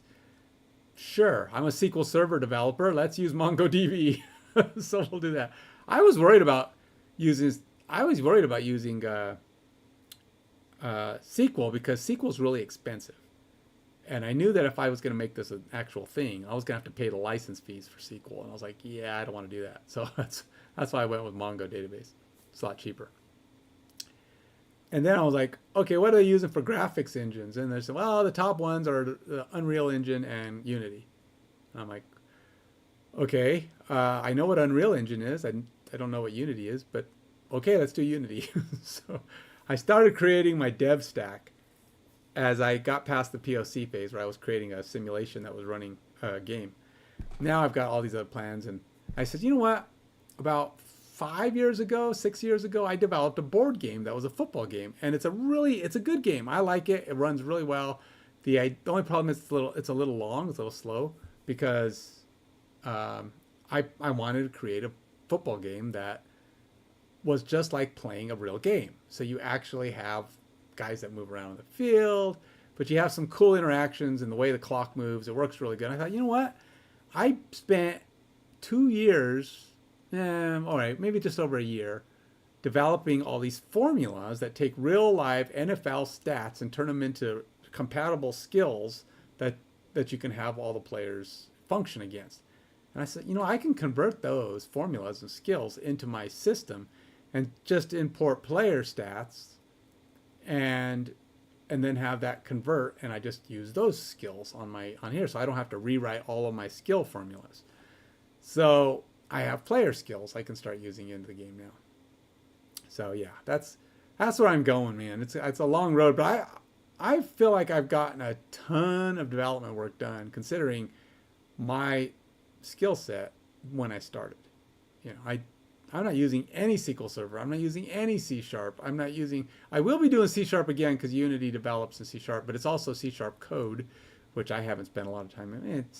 It's just, to me, that's just object structure. I don't know why it's such a big difference. But people go, no, we need. The thing is, a lot of times that what do you call it? The HR people who are looking, they don't know what this stuff is. So when the managers say, hey, we need a person who does C Sharp .NET code, not .NET framework, the HR person doesn't know that there's not a big difference between those things. I mean, there is, but it's not big. It's a difference. It's like, okay, it's just a different way of doing things, but the syntax is the same. If you know C Sharp, you know C Sharp. Yeah, it's updated, it's changed. You got a little bit of an object model change, but it's not a big deal. But I can't get a job. 13 months later, nobody hiring me. Nobody's calling me. Nobody's even saying, hey, buddy, what do you got going on, man? We're looking for somebody. I can't. I don't know. I've put out well over 300 plus resumes in the last year and nothing. So I said, screw this, man. I'm gonna go make my own app. Of course, this could take 2 years to do, and who knows what state of financial array I'll be in. But hey, it's fun. It's giving me something to do. I'm learning. That's another reason. I get to learn Go. I get to learn Mongo. I get to get better at React. And all these things are modern. They're the skills that everybody are looking for. So at least I have that going for me. And maybe someday, some way, somebody will come along and go, hey, you want a job?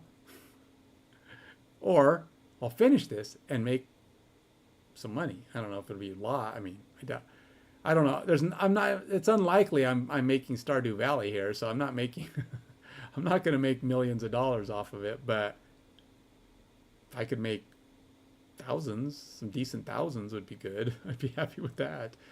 Make a few $1,000 a month.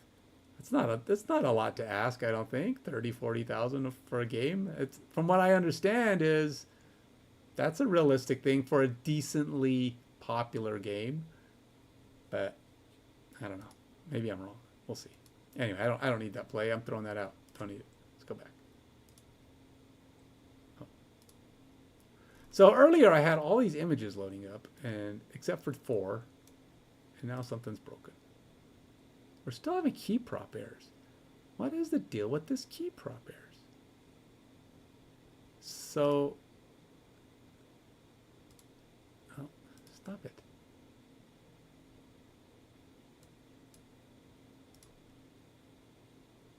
I'm definitely going to change the way that works.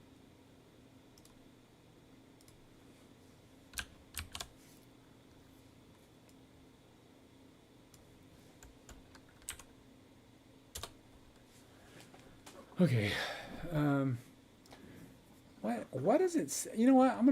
Let's spare myself some effort here. Let's go look at, what time is it? Oh, it's 9:20. Okay, so let's go look at playbook.jsx. Let's just go there. See if I can put a break on some stuff and see what it is doing. Where is it thinking it's seeing a duplicate key prop?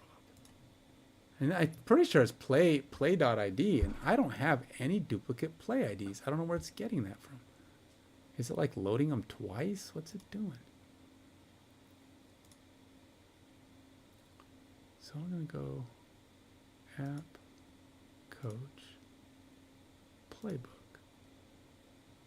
And then it's on 212. I got too many lines in these code. I got to refactor some of this stuff. 40,000 a month would be a nice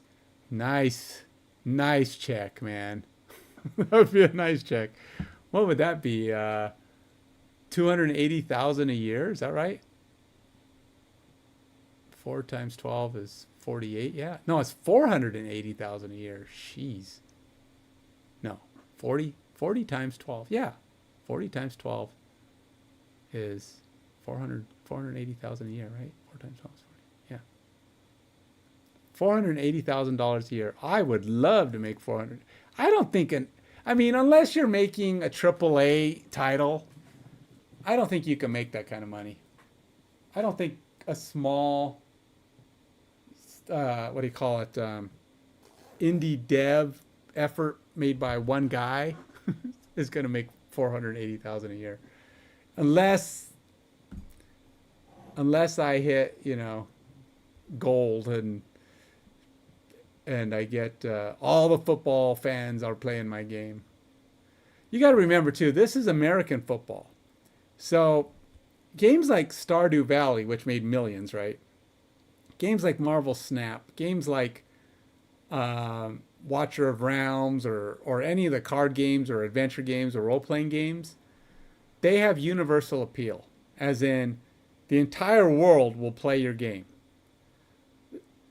If it doesn't, especially if it doesn't have a lot of words, it's just a game you play, and you can localize them, but I mean, the play itself is what they're there for. I mean, you could actually play. I could play a Japanese game, and I could, pay no attention. I can't read Japanese. Who cares if it's a good game? I just skip over that stuff. Click, click, click, click. Let's just go do what I got to do, man. I can figure it out. But universal games can make millions, and probably even a good indie game could at least make decent money, hundreds of thousands maybe, if it's good, because you got the whole world in your, in your hands, in your play set. Football, American football, is popular, no doubt, but it doesn't have that same appeal. I've got Canada, I've got the US, and then a scattered percentage throughout Europe and maybe a few scattered countries around the world.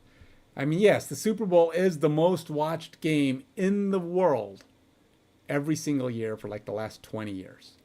So it's not just a watched game, it's the most watched TV show. I think there was a few exceptions scattered throughout, the last 30, 40 years, but mostly the Super Bowl is the most watched. So it's not just the US, it's watched worldwide, but that's one game. I just don't think there's enough people out there to play, to make unless you're doing Madden or something like Madden, probably not going to make that kind of money. So I think realistically, if the game is really good, and I figure out how to do some marketing and kind of build a little buzz, I think 100,000 a year might be fair for an indie game made by one guy. But that's also if I figure out how to monetize it right. I haven't got that down yet. I haven't mastered that, because I do not want to have paywall game, a game that keeps you from playing simply because I want more money. That's a lame design. So my game will not do that. It will not do that. You will get to play the game. You will be able to be competitive, even if that costs me. So I don't know how that's going to work.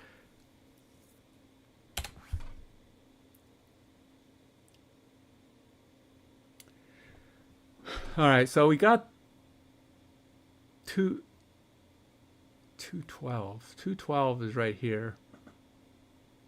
Something about the key map, which this is the key. Play ID. Can I break here? I'm going to go see if I can break that. I don't want to go on this. Oh, wow, that's really tiny too. Look at that. That is tiny, tiny.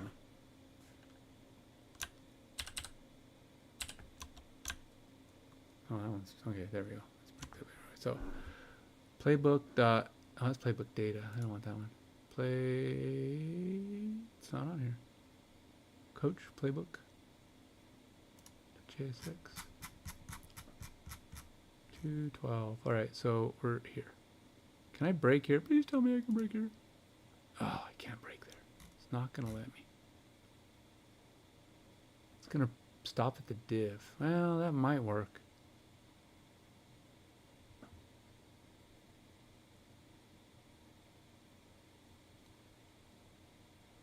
What happened? That was weird. Okay. All right, so we got play ID here. Undefined. Oh. How do I have play IDs that are undefined?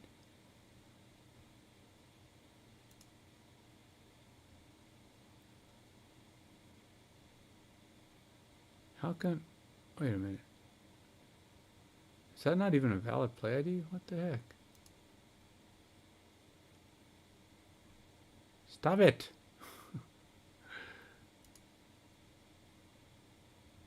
Play image.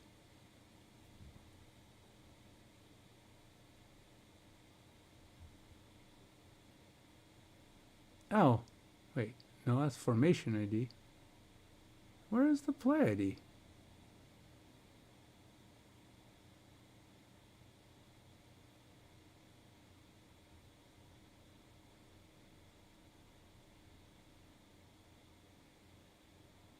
How do I not have a play ID here?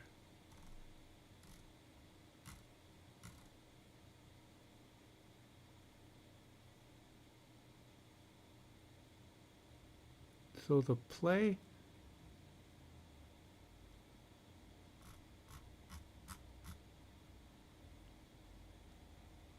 So we got filtered plays. The play is what the object is inside of the filtered plays.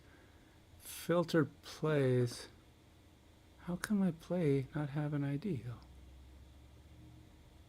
How is that even possible, man?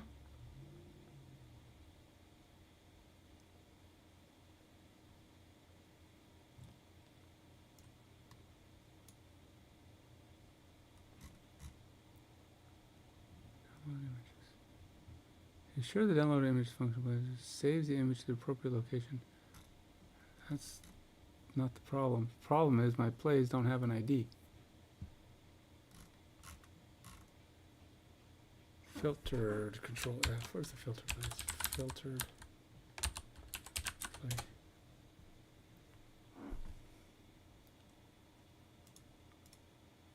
Set filtered plays. Filter play whenever a unit filter or all plays change.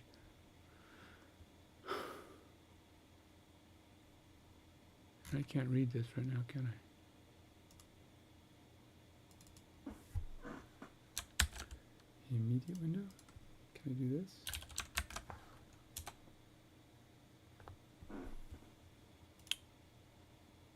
All right, so something is missing here.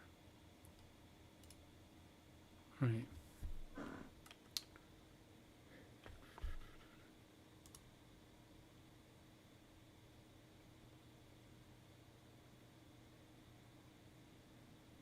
I don't think that's the problem. So I'm going to tell him no on that. But let me go. Code base.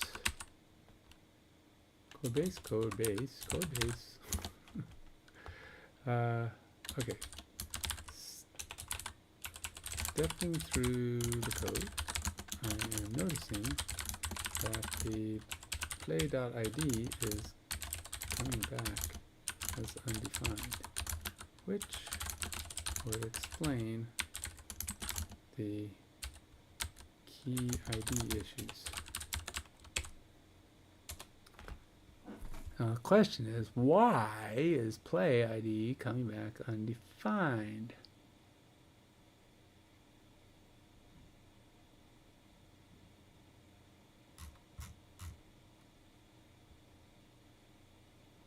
Why?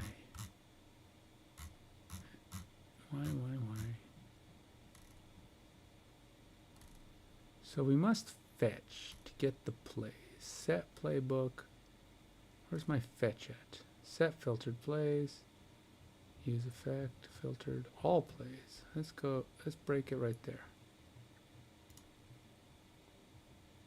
Just gonna break right there. And we will go to the play editor. Or go back. Oops, nope, probably in a spot here.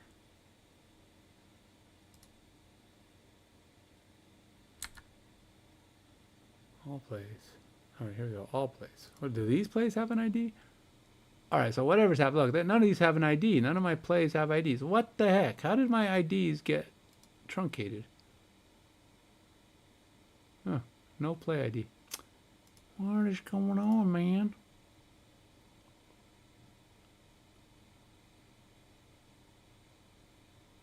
You're adding some cool features? Cool features are the best, man. Gotta love some cool features. That's what gets people to pay you your dollars. They go, ooh, that's got some cool features.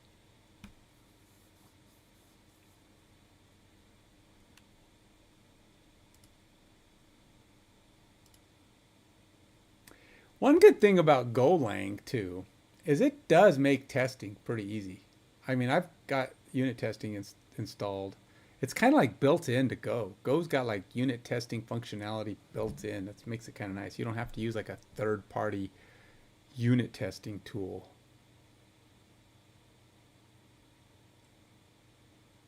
Yeah, whatever. Let's see, what did the agent say? All right, I found the issue that's causing your key prompt error. The problem is how the plan play objects are being handled in your playbook.js. Let me explain what's happening. Looking at the data file, I see that when plays are fetched from the API and enhanced with images, it correctly expects uses play ID for identification. In the playbook.jsx file you're using, these IDs in various places as keys for this, blah, blah, blah, blah, blah, blah, blah. The actual error in the playbook section where you're rendering the formation and type information.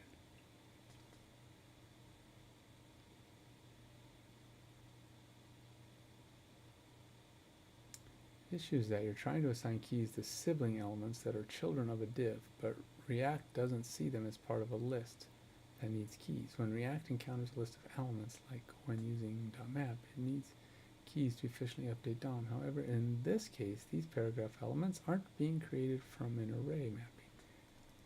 Here's how I'll fix it. So he's changing them from divs to paragraph objects. Okay.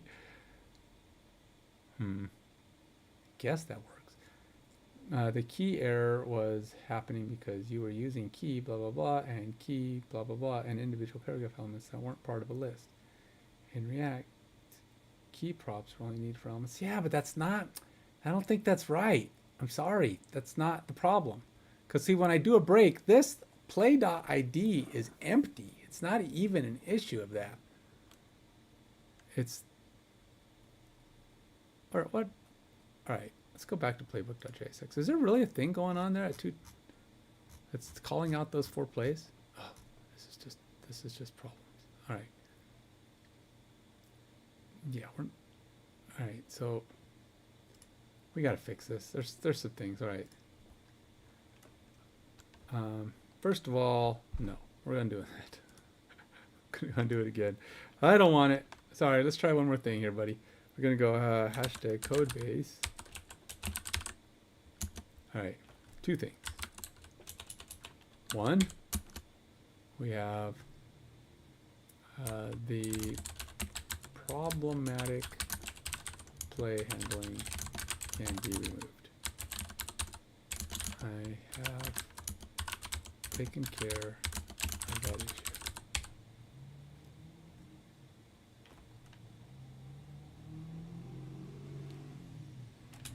So this should work.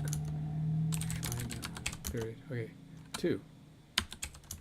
The issue with key is not about the layout tags. The issue is that play.id equals undefined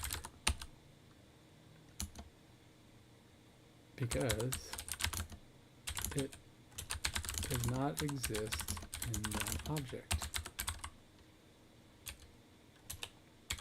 I know this because I stepped through in the debugger and saw that there is no ID value. So something is happening up the line and the play object is not getting the ID.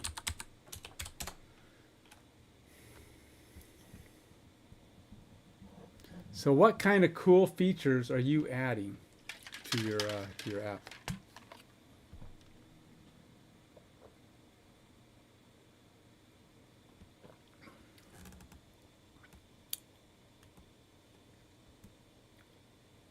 I know you've been showing me stuff on my Discord, but I'm not on my Discord at the moment.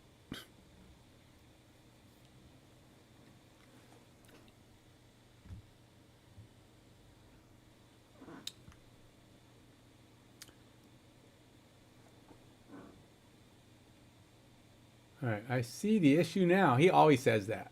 Always says, I see this. Oh, I figured it out. Oh, I know what's going on. And then it does something that has nothing to do with it. Like, nope, not it.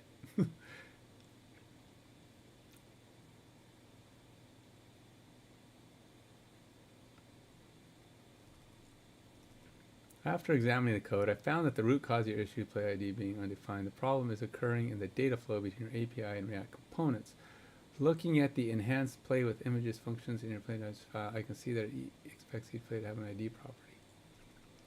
But when we look at the API response format, it's possible your backend might be using a different property name for play IDs like ID.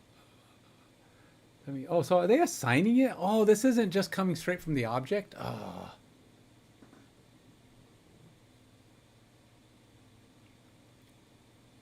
I guess it depends on what you want. You can do it. You can do it, Nintendo. Trust me. It's possible. You know, this is how I've gotten a lot of my jobs in the past. When they actually will call me and talk to me and ask me if I, find out. Back in the day when they actually cared about a person's problem-solving abilities. Everything is possible. They say, can you do this? The answer is yes. It can be done. And I tell them, I used to say this, and this works, trust me. If you can conceive it, it can be done. I don't know how long it'll take because sometimes it's new. You have to figure it out. But code is very flexible. You can do a lot of stuff. Even in those things, I'm like saying, I don't know if this one I can do. But I'll start fiddling and like, wait a minute, if I do this, if I do that. And that's how I would figure. I would just start trying things. And then I find out that certain code elements do exist. And this has been the case for 20 years. Nowadays, it's even more possible. So it's not about possibility. It's about your willingness to dig in there and figure it out. And now you got AI who can really tell you, because it can actually tell you all the underlying code objects that are available to you. You got the full object model and something that knows the object model well to help guide you through, which will speed up that process. In the old days, it's internet searches and digging through and finding some clue of this, that, or the other thing, and then browsing object models and trying to figure out what those objects do or methods do. And then you go, oh, wait, this does something pretty cool. And you play with that. And you learn a lot, yes, but it takes forever. So, oh no, are we doing this? No, anything but that. No. Dude, why do you... Come on, man. See, why did... You have access to my whole code base. Why are you using guessing algorithm? Algorithm. I don't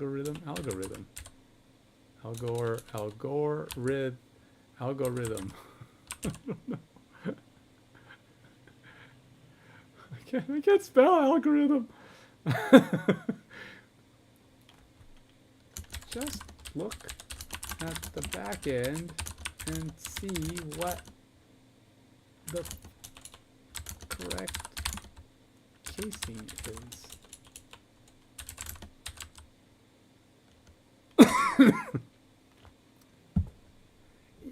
Yeah, it's such a lazy way to write. I don't know what this should be, but how about if we just try every possible scenario?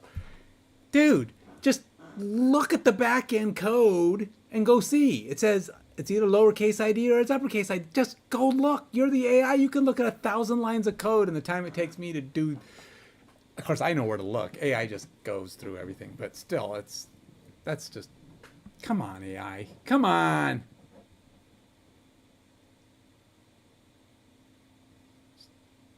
Don't give me no guessing algorithms. I hate guessing algorithms.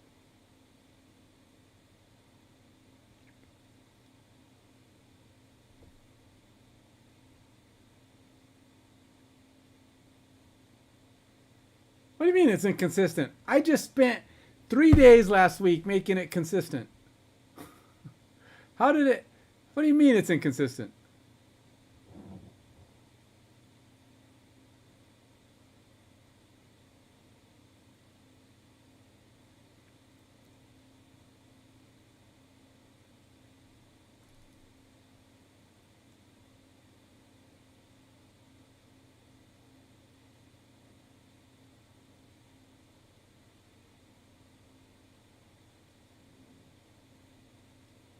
See this stuff?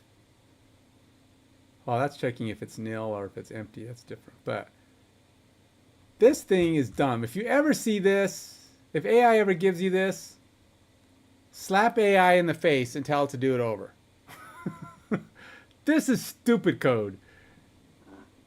Inefficient and illogical. This is, I don't know. I have to go look at the other lines of code. I don't want to do that. So let's just check for everything.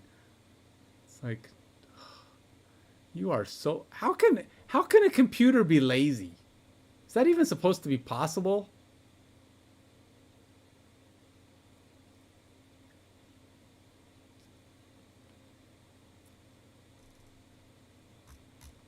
I'm telling you, I think AI is just lazy sometimes.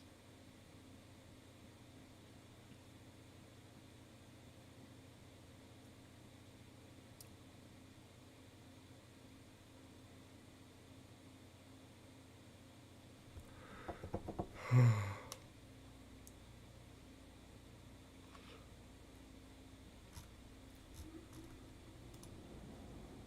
right, what'd you do? What'd you do here? All right, so we can get rid of that. Yep, that's good. Don't need any of that nonsense anymore.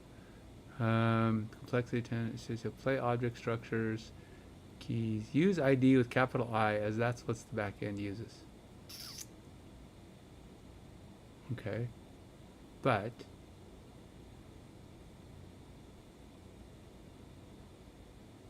okay.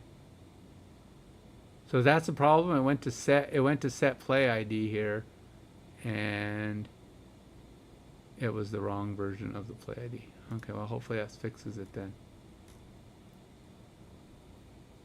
Oh yeah, we don't need a special handling crap anymore. That's good. That's gone. What else you got here? What is all this other stuff? Alright, alright, fine. Let's put that in just to see what you got. And then that don't even change anything. What? Oh, it's... Alright, that looks really weird. So how come we went from a string with...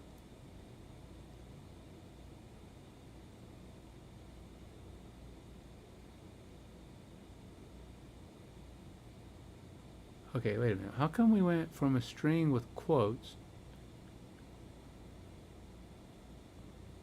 5, 6, 7. Oh, this is a special handling crap. I thought we got rid of the special handling. Oh, just get rid of all this. I don't need any of this. This all goes away. Go away. Don't need any of it. Is that the whole, that's all gone. I don't need any of that. Just get rid of it.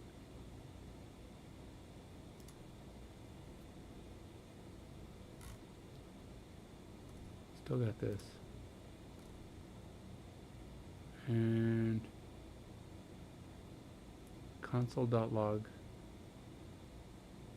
Fine. Comment. Whatever.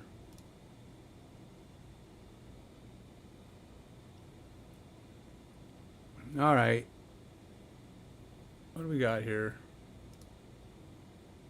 We're still getting problems. Same thing, still stupid key props. There's something weird going on here. I think I have to take control. Can't work with AI anymore. I'm mad at AI. He's stupid.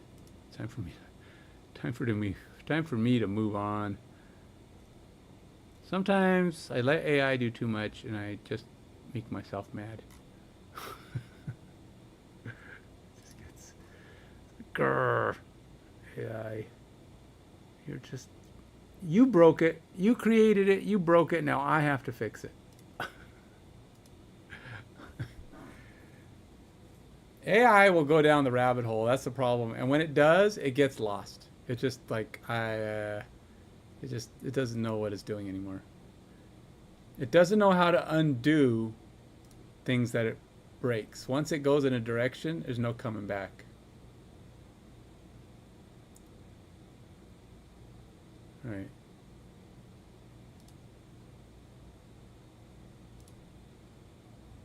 That's not it, so we gotta go all the way back and try to load it again.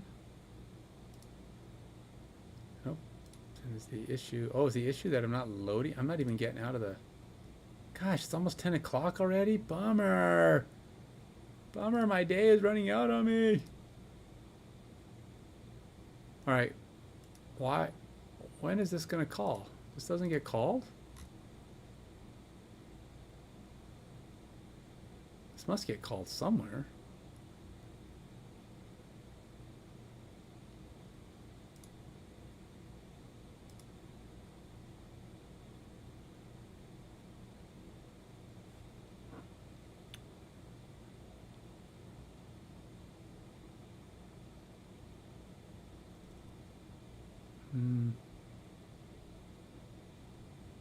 Since when do I have to select the entire thing?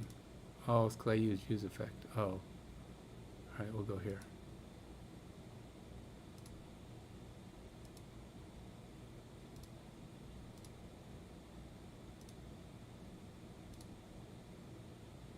Okay, why isn't that loading? When does this get called? Try to get the image from IndexedDB first.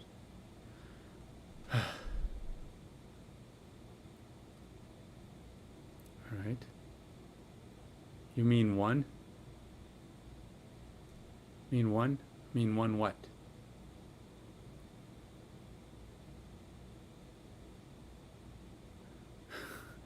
Yeah, AI's getting on my nerves. We're getting on each other's nerves. It's like, oh yeah, well if you think you're so smart, do it yourself.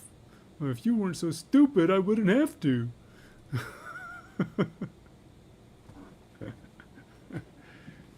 How can you break something if you created it, you broke it? Can't you fix it? Jeez. Undo what you did, man.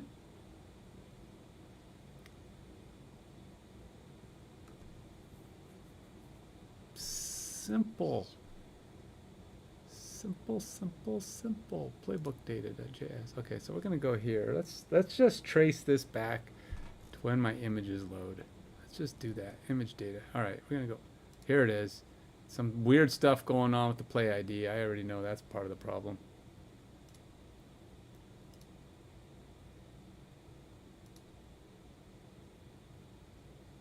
Alright. Image data. The big nothing in there. Fetch play images.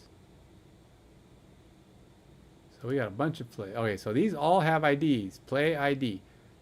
Play ID is PLAY, capital I, lowercase d, and it's all one word. Interesting. So they're using play ID right here.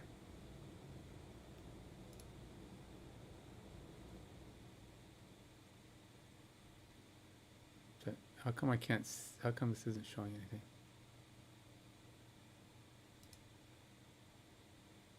Images.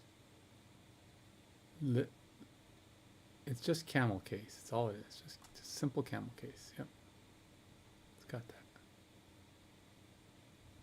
Alright, so we go F10.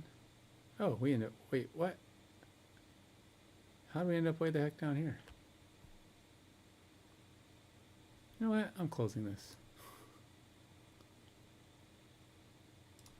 It's 1 o'clock. It is 1. Oh, it's 1 o'clock. You're right. That's my bedtime. Oh, you were talking to the fact that I said it was 10. It's 1 o'clock your time.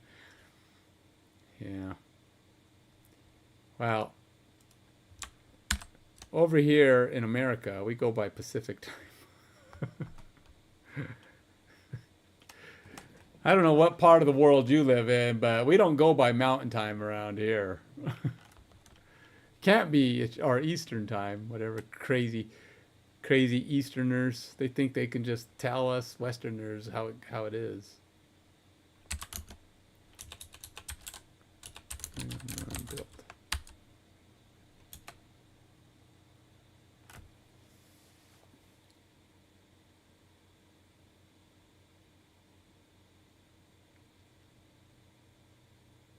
You know, it's like, it's weird. There's times when I'll be working with AI and I'll give it a prompt, bam, everything's working. Sweet, except for one little thing. I said, all right, let's just fix this one little thing. Everything is looking good. Bam, everything's broken, and the rest of the night I can't get back to where I was. It's like, no, undo it. What do we do? Go back. I'll fix it myself, please. Just go back to where we were. Anything. Yeah, I was like, I don't know what you're talking about. What do you mean go back to where we were? Where were we? It's like, no, we had it. We were that close. If I would have just said screw you and did it myself. NPM. Undev.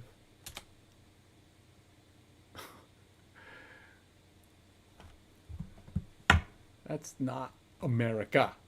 That's Eastern America. Eastern US. That's like its own little strange part of the world. Actually, I guess truthfully, that's the original part of the US, huh? We're the add-on. Heck, we're like one of the last add-ons, Washington, isn't it? Like, we're like, was it 48, 47? Washington was like really late in the add-ons.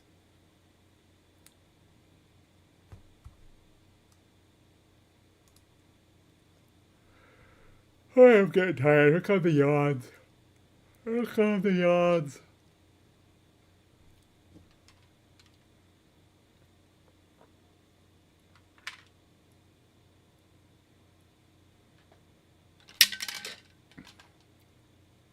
What's going on here? It should be prompting me to log in right now is what it should be doing.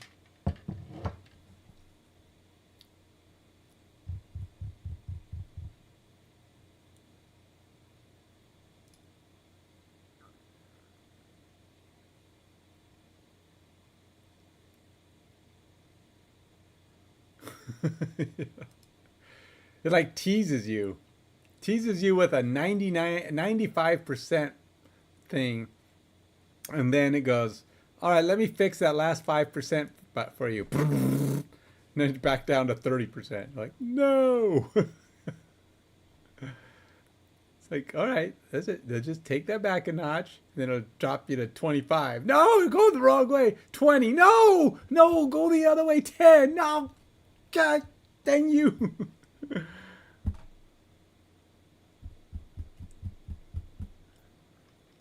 Yeah, I know. We're the add-on. I get it. What state is Washington anyway? Alexa, what state is Alaska in the United States? Wait, did I say Alaska? Why did I say? Here's an answer from an Alexa Answers contributor that I translated.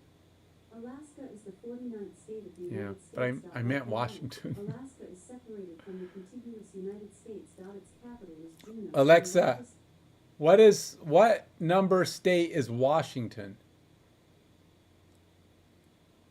The 42nd state admitted to the Union. 42nd. So we're way down the list. Not as low as I thought, because I know Hawaii and Alaska were pretty late. I think they were the last two. So that makes 48, and then there's like, so we beat 6 states. What states came in later than Washington? I'd have to bet that. I mean, California was like way early, right? So, what other states? Maybe New Mexico, Arizona.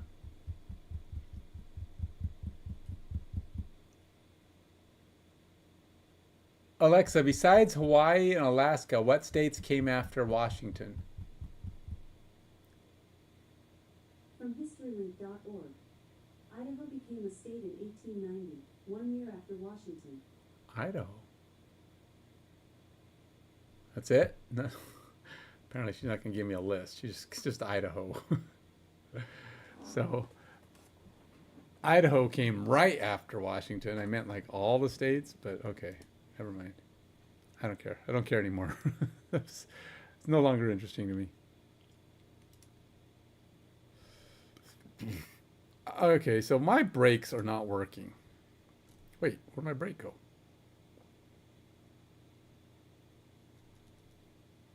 Something's not right.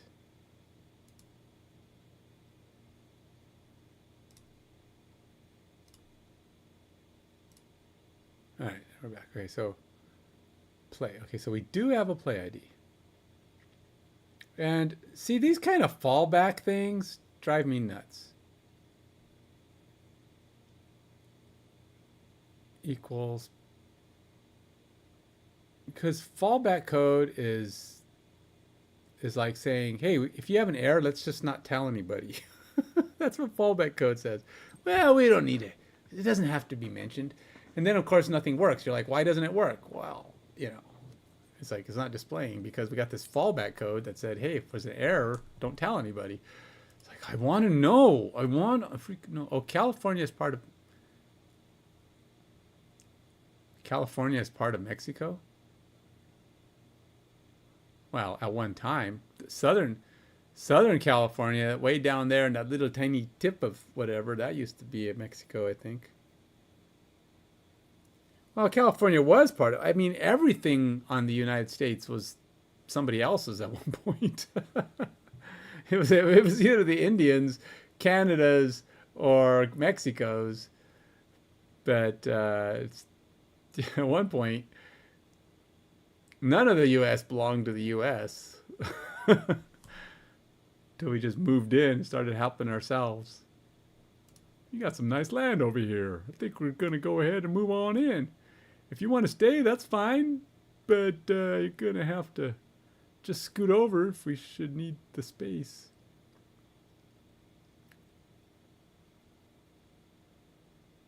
No, I'm not doing that. Let's get rid of that nonsense. No more of that nonsense. We're taking it from the play ID. Because the image is this guy. And the image comes from the fetch image. Why are we reading from the image?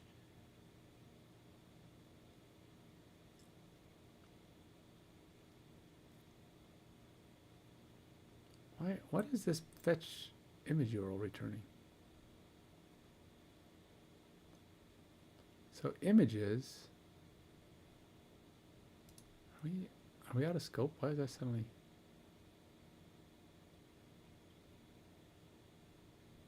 I don't know. Whatever. So we know play ID has. That's fine. Okay. So determine base URL based on environment.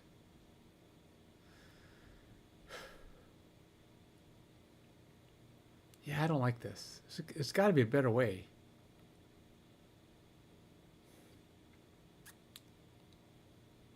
Can we do this by relative?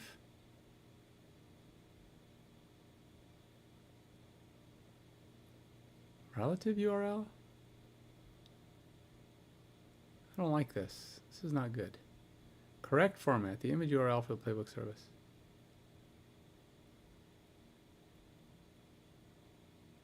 So if the relative URL 47, because this way I don't have to put hard-coded stuff in here. So lines 49 through 51 use hard-coded base URL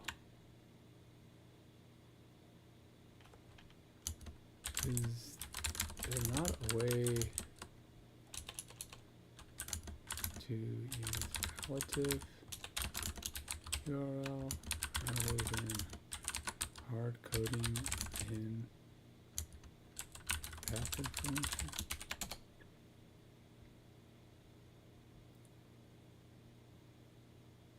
Can't remember what it was. I mean, half was owned by France, half owned by United Kingdom, half was owned by some other country. I forgot. Yeah, well, first of all, there's only two halves. Just to let you know. It's you can't have half owned by three different people. Otherwise, it's no longer halves. That's thirds. But yeah, you can have part France, part United Kingdom, part Mexico, part I don't know. I'm sure we've got some of it from Canada too. Maybe not. I wouldn't be surprised if Washington was owned by Canada before we got it. I could be wrong though. What do I know? But yeah, well, Great Britain had the first parts, right? And then we stole that from them. And then France, that was the middle of the country, right? That we bought the Louisiana purchase. And how do other countries come in and just like, oh, we're just going to buy this middle piece of land? How'd they even get there? We buy the Louisiana purchase is like, who and how did they get that in the first place? They just kind of just dropped in by parachute. We're going to take this nice big chunk right in the middle of this country. Of course, they didn't know probably that was in the middle, but still.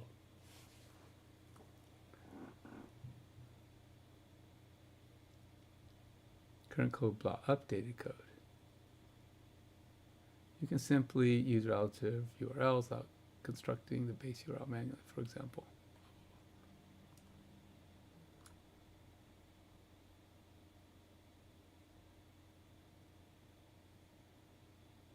This way, the browser will automatically resolve the relative view based on the current origin. But see, right? But I don't like when it does this because then it doesn't tell me where. So we're not using base URL anymore. Why this updated function? Oh, the update function. Okay, so here it's going to go. Is that what this is? Fetch binary? This ain't fetch binary. What are you talking about? Here's the updated API fetch binary function with relative URLs. What are you looking at? What the heck is the fetch binary? That's in the API handler. I'm not even in that file. What are you...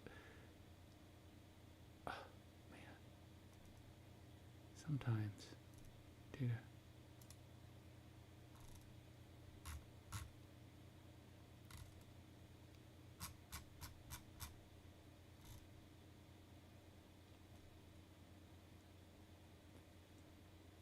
I don't even know how we ended up over here.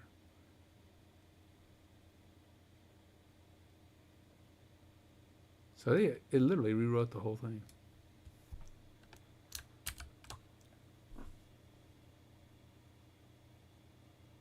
Yeah, that was the Louisiana purchase, but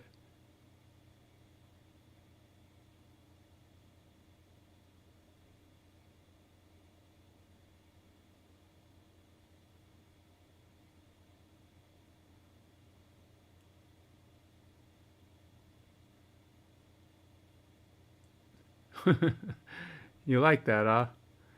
Hey, BO, good to see you, man. I haven't been around in a little bit. You guys missed out when everything was working earlier. People all started showing up, and then I broke everything, and so nothing worked again. I was like, my playbook was looking cool. I was like, yeah, where's everybody at? I want to show it. And then it started doing stuff, and it broke it. And I can't figure out how to get it back. What? What's all pain?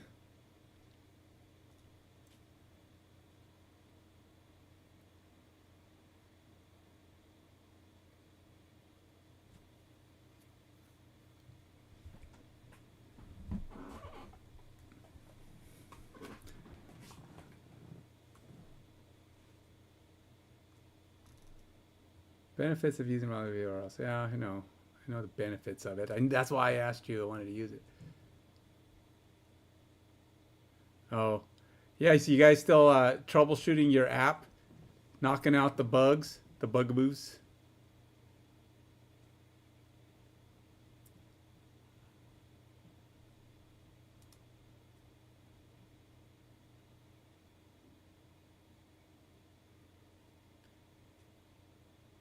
What's the F2? What's FTUE? The final tablet university expedition. I'm just I'm just tacking words on there.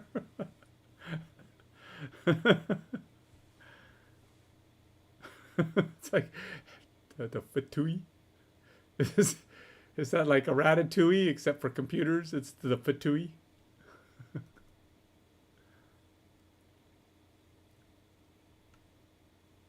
I don't even know where I'm at. Final ticular ergonomic experience. Oh my gosh!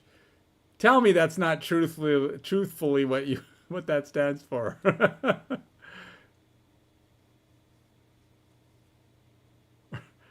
Tell me you just made those words up. Yeah, crucial. Okay, okay. The final ticular origami experience.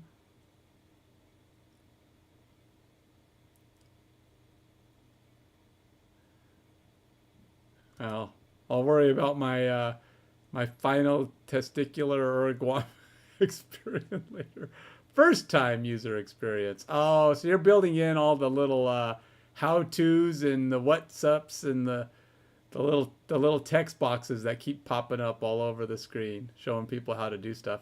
You know, I think I loaded your app the other day, and it was popping a bunch of stuff up when I would click on things. I go through a lot of those apps every now and then just to kind of look and kind of see what all these apps are doing.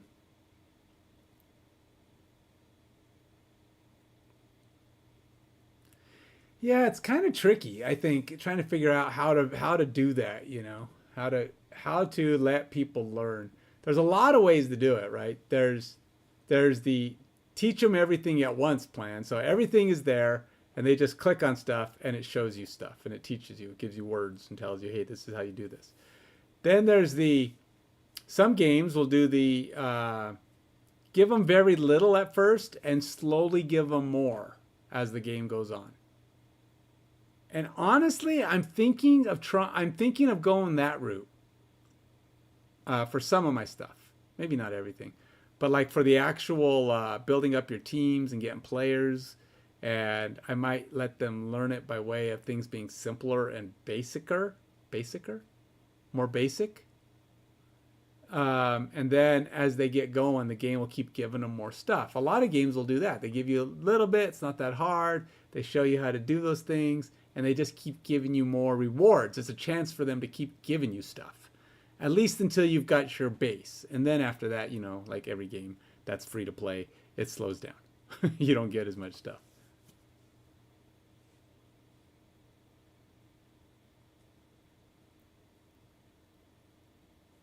His is a football game too, Nintendo. His is Super Tiny Football. Check it out on Android. It's called Super Tiny Football. And it kind of gives you a modern retro bowl vibe. It's like retro bowl, but it's got better graphics. And it's got some other stuff too. I mean, it does some other things, but the play is very similar to retro bowl, but you just get way better graphics. You guys have some cool ideas with your graphics, by the way.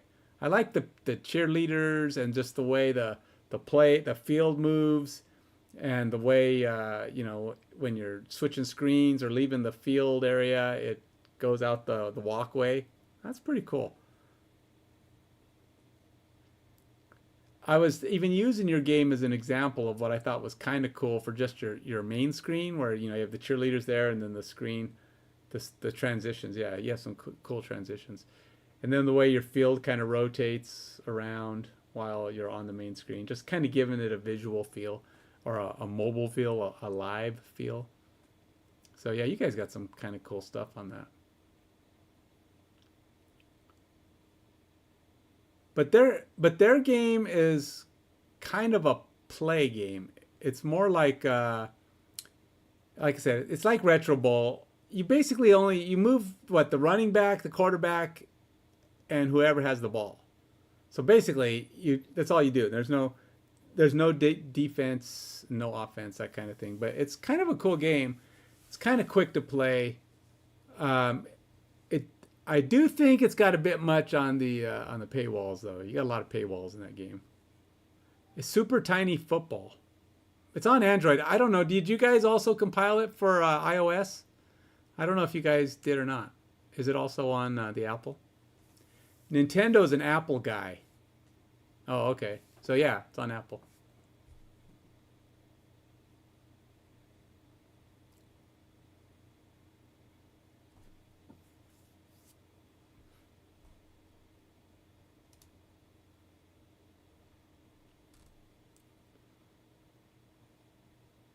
So I was so close. I'm getting my playbook. Once my playbook is done, I have all the components I need to start being able to run. Or I have all the components I need to get a full setup for running my simulations. The only thing I need after that, then the only thing left after that will be getting my players into the game. Actually getting players and their stats into the game. So I got to load all those guys up. I have my play editor set up and about 10 plays that I'm going to use to get the game going. Not all the plays. I'll put more plays later, but I have enough plays now to actually be able to play the game once I get player data into the game. But have you seen my play editor? I think my play editor works. If I can get this. Where am I running at? Let's get this off here. We'll skip over this for now. I'll show you my play editor. I don't know if you've ever seen my play editor. So this is the part that I said I probably won't be it won't be part of the release thing though, because I have to validate all the plays. But so I can create a formation, and so then I can click on each position on the play and tell him what I want him to do. So if I click him, and then I can have him do a route that goes out here. I can have him do a button. And really all these commands do is it kind of gives them the specific action that they want to run. So you might tell them what you want them to do once they get there. Like I could have him scout, which will mean he's just going to look around for a spot to kind of move. He'll just move around waiting for the ball to be passed to him. If I say go, like if I was to set this guy up and have him do something like go here, do a hitch, and then I can have him go here, and then I can say go. So the go command tells the guy he's supposed to run down the field, just kind of go to the end zone. And then I got to set these guys up. I give them some pass blocking, have them do their thing. Nothing special, but these are just the commands that I'll be using in my simulator that tells these guys what they're supposed to do as part of their rules, right? So let's have this guy just run out here and do we'll have him do a button also. Run back to there. Oops, whoa, what did I just do? Oh, weird. That's weird. I guess that's actually a valid route, but that'll be strange. It looks weird. And then I can have him do something like go over here and block, which is a black line. And then we have him just kind of go back to here and he'll do a pass. Then I can give him his name. Yes, he works for a company. You've got like 6 people working on your team, don't you though?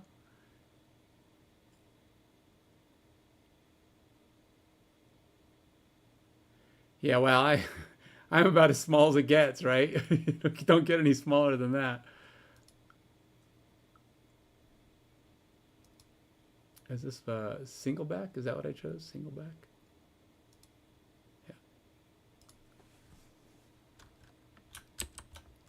Yeah. 30. Oh, no, it's SS 30. Is it 32? Yeah. 32 buttons.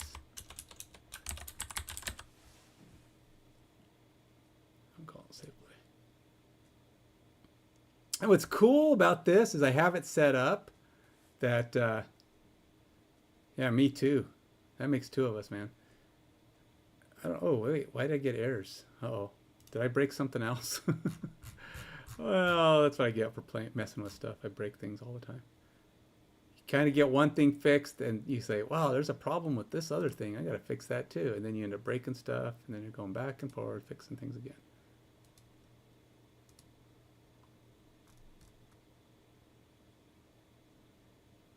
Okay, where did that go? Okay, so I have my plays. My plays get generated. Whenever I create a play, I get these images.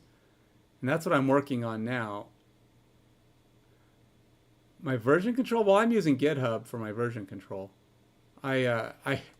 Speaking of, I should probably check in. I've got like 286 files that have been changed since my last check-in. I'm so bad at checking in. I need to check in more often.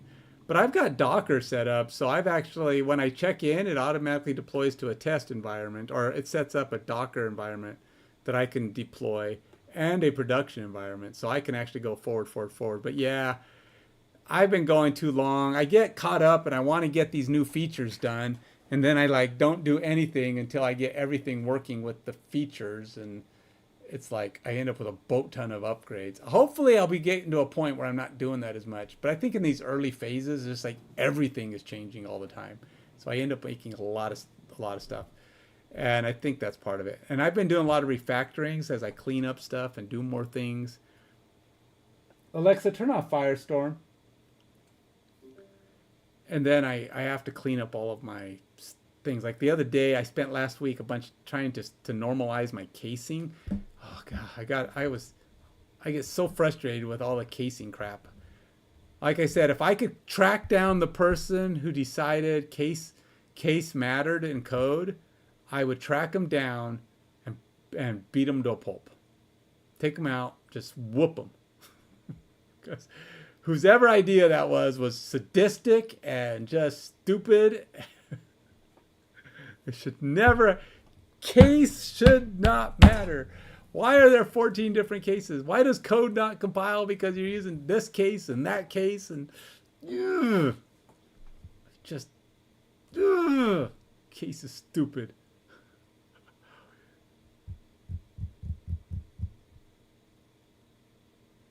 You don't use player names? I guess I never noticed that. You don't have player names on your guys? Not even made up ones?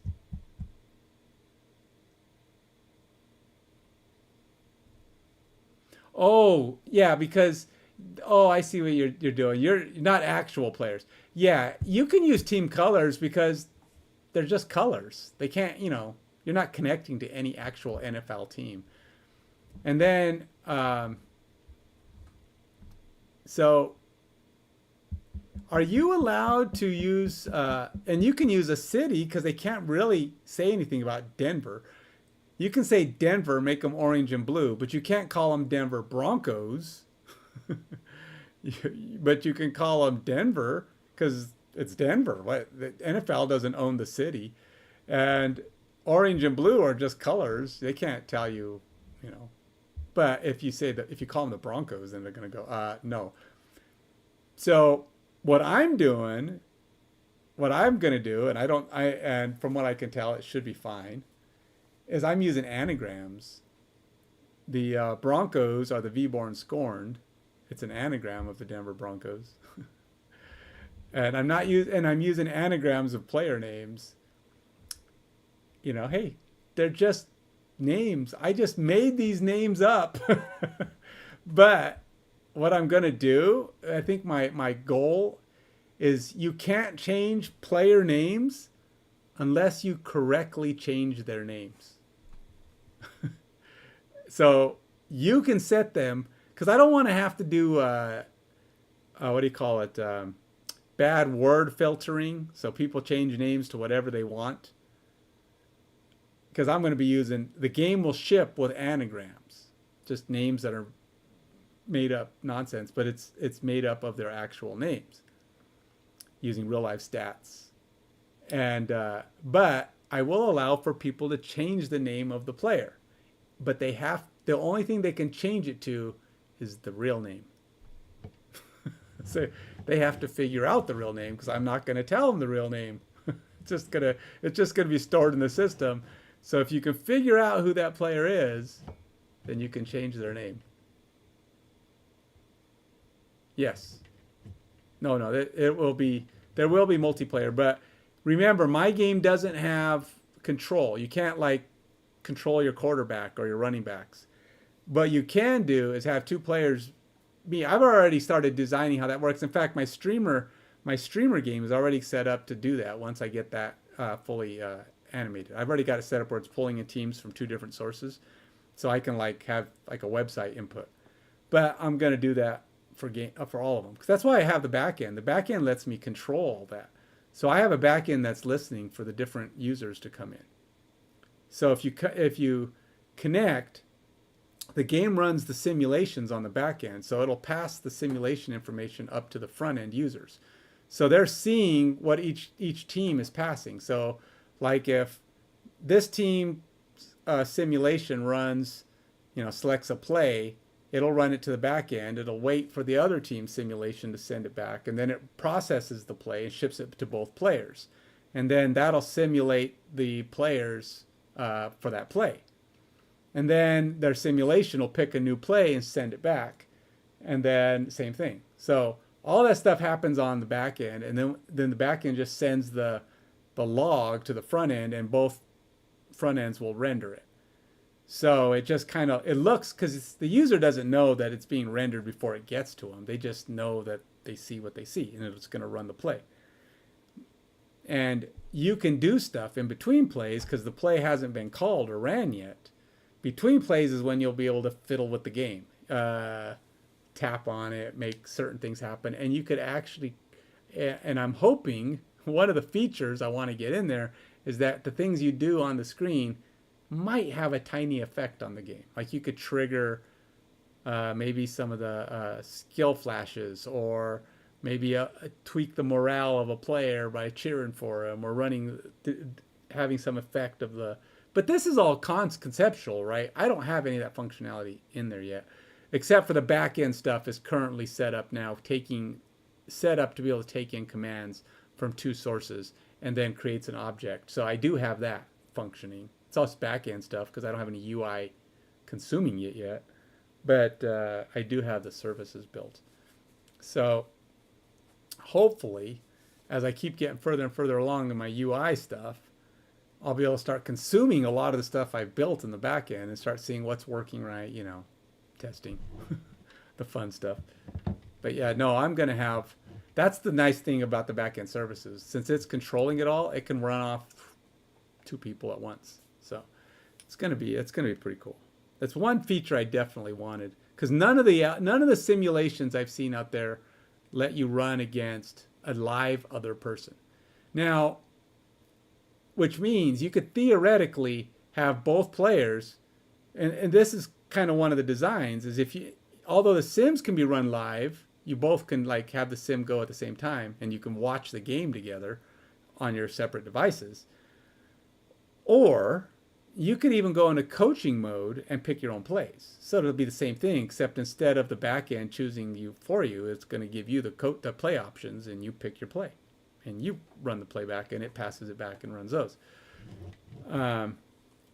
But there's some timing issues that I am working on. One of them is when games are going to run. Because since they're simulations, I'm not going to have games that... I'm not going to have one of those games where, hey, you swapped. What, trying out your Twitch feed? Go from YouTube to Twitch? It's a new guy with the name Nintendo. Oh, it's 10:34, man. It's getting late. I'm already... I think I need to stop.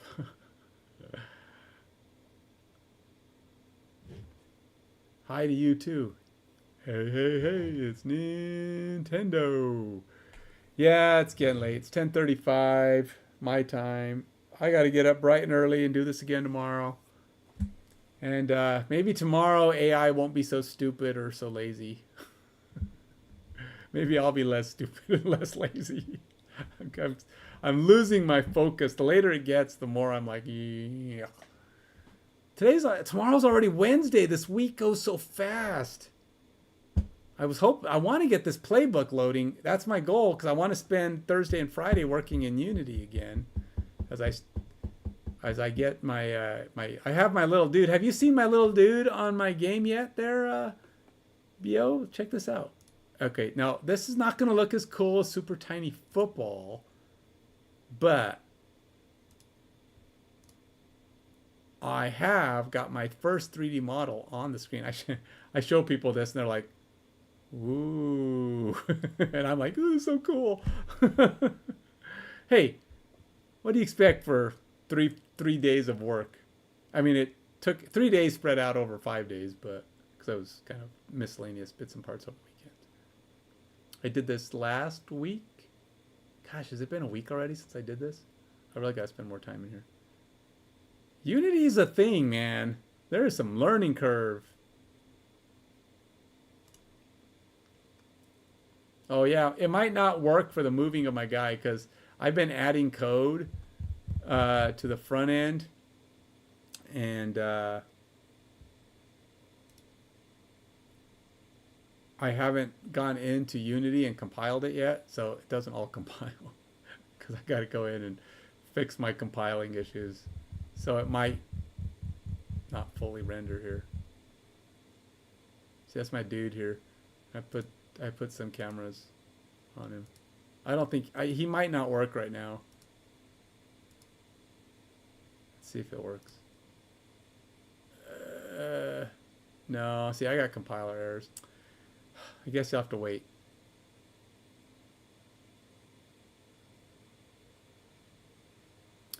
Yeah, well, I got a lockdown scope here. I don't know when.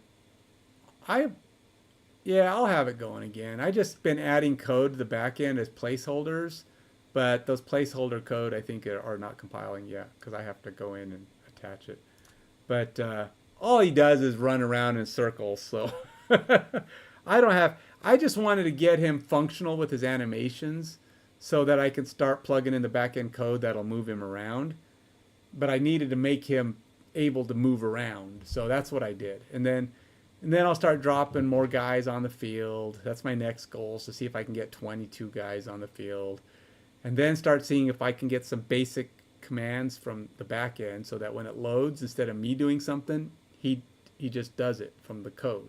I have the code do something with him. And then eventually I'll start giving him more commands. Because I could actually mimic a play log. I already know what my play log structure is. So I could technically build a play log, set it up for one particular character, and then have it load and run the play and have it run the full play log for that player so I can see what he does. And start seeing if I can get the code to animate him or move him around as he's supposed to. Problem is I only have like 2 animations. I got run, walk, and that's it. I mean, I didn't realize it, but there's a lot of different animations, right? I mean, you got to get the running, you got to get the catch, you got to get the tackle, you got to get all these different animations of things that have to happen on the field. And it's actually kind of a pain in the butt. My animations came from Triple. I haven't even created my own animation yet. And there's a lot of animations you got to create. What about animations like, I don't know, diving or turning or, ugh. I'm not looking forward to creating all those animations, man. And then if I have to create it for every one of my guys, this is why I kind of hesitated on the fantasy theme. I've been kind of wavering because it just sounds like I may never get it done if I have to do 32 teams worth of animations. I know a lot of them have similar body structures, so I might be able to reuse it on a lot of them, and a lot of them, and almost every one of them is mostly humanoid, but that's still mostly humanoid, and it might not work. So, and then Triple, man, it does some weird stuff to your characters sometimes, but Triple is pretty nice. I like your art style on your game. I like that cartoony style. I'd imagine is it easier to do that kind of style versus other 3D models? I mean, your characters are 3D models, right? I mean, they look 3D.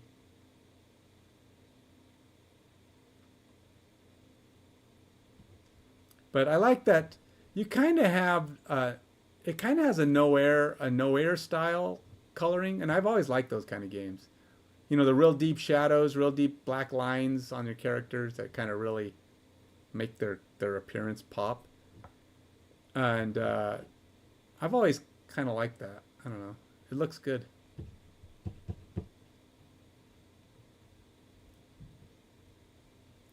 Yeah, you know, I one of the things I'm dreading too is creating all the meshes. See, if you use humans, it's easy, right? It's one dude, one shape. You maybe do some slightly bigger, smallers, but mostly they're all the same. And when you create a mesh for their uniform, it's just you put the uniforms different colors, different whatever. You're done. But I created all these 32 characters, and even though they're human, excuse me, they all look different and they're shaped different. You know, bigger arms and other stuff going on, which means I have to create uniform shaders for every freaking one. Again, I don't know, man.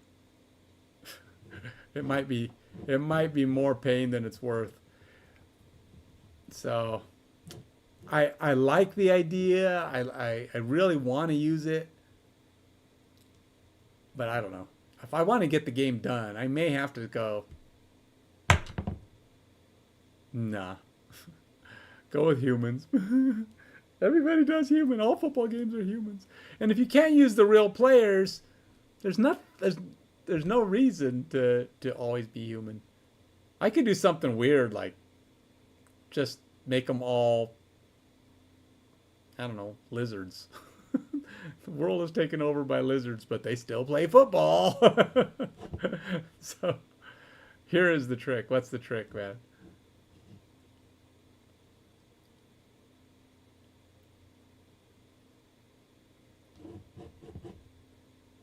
Do one or two fantasy players.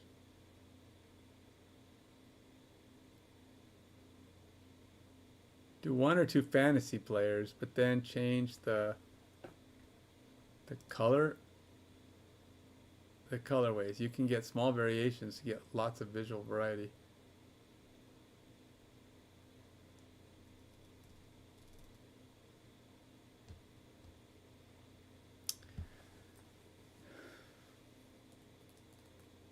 So you mean like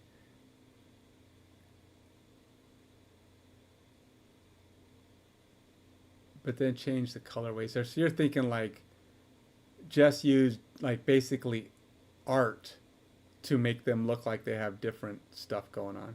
Change colors, change hair, features, etc.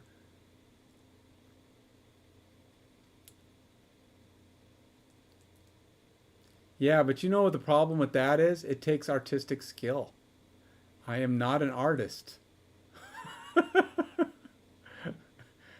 I that's that is the problem. I don't have the artistic skill. I have functional skill. I can make things do cool stuff. I can make it look cool or function cool and complex. I love the complexity of creating the logic underneath. I'm a logic guy. Logic and function. I am not an artist. I'm not an artist, man. I can see it. I understand it. I look at it, go cool. I don't know if maybe I just don't have patience for art, man. It could be I just don't have patience for it. I created 32 images using AI. I created every one of these things using AI. And then I went to Trippo, and Trippo turned them into 3D models, the ones that did. I've only done like 5 of them or 6 of them. And they look cool. They're awesome. But, and then I got to figure out how to give them cool colors and stuff. And they all need different meshes, right? I mean, you have to put a mesh on every one of those guys so that they can have different color clothes and stuff.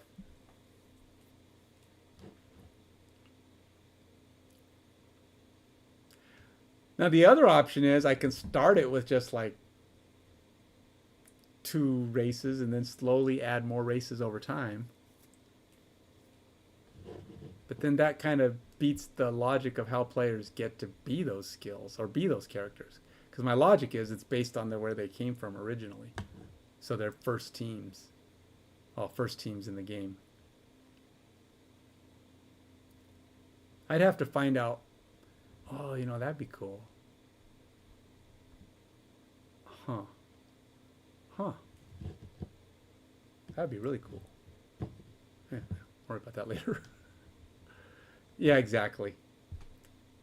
So, that's the thing, and that's why I'm saying I might not do it. I might do it later. Maybe a second version will slowly have it. But the more important thing is getting all the function there. I want the function to exist and the base and the simulation. So if I just do one team and everything's simulating nice and I have the back end, the management stuff going, all the key cool functionality, the graphical looks of the characters, I can do that later. Upgrade them later, make them better later. Who knows? Maybe if I get a decent game going, I can find someone who's like, this is cool, man. Let me help you do I can help you do the characters. And then we can take it to that next level. It's like, yes, sir. Let's do it, man.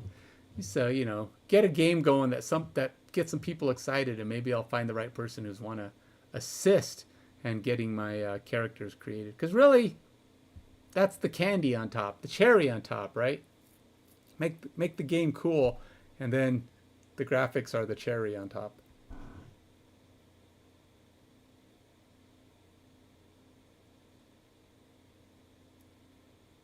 Yeah. Because I think if my game's doing everything I want and it has the idea of the nice sim that I want and everything's kind of working there, then I have all the bases of my game. And then I can dress it up and make it better over time. That's the goal. But you know what, guys? It's almost 11, and I got to get up and do this tomorrow again. I'm going to get up tomorrow. I don't have any plans beyond my normal wake up and work out, and then I'll be back at it. They use Unity for their front end. I don't. Well, actually, you guys don't have a back end, huh? What do you use for your database? I know their game is mostly written in Unity, but I don't know what they use for their local.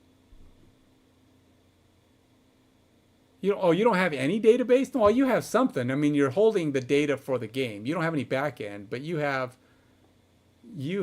just storing it in Unity? You're just storing it like in files? Local databases. But is it a Unity database of some kind? Or a Unity data structure of some kind? It's probably not a database in that case, but yeah, see, their game doesn't do multiplayer. It's a single player, but all their data is stored on the phone or on the device. But I thought maybe you use some kind of local database. Is it like, I think there's one called Couch or something like that that's supposed to be like a local database that some companies use.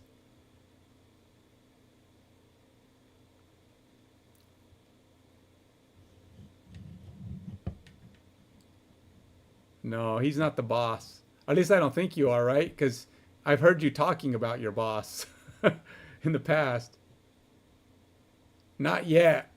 Not yet.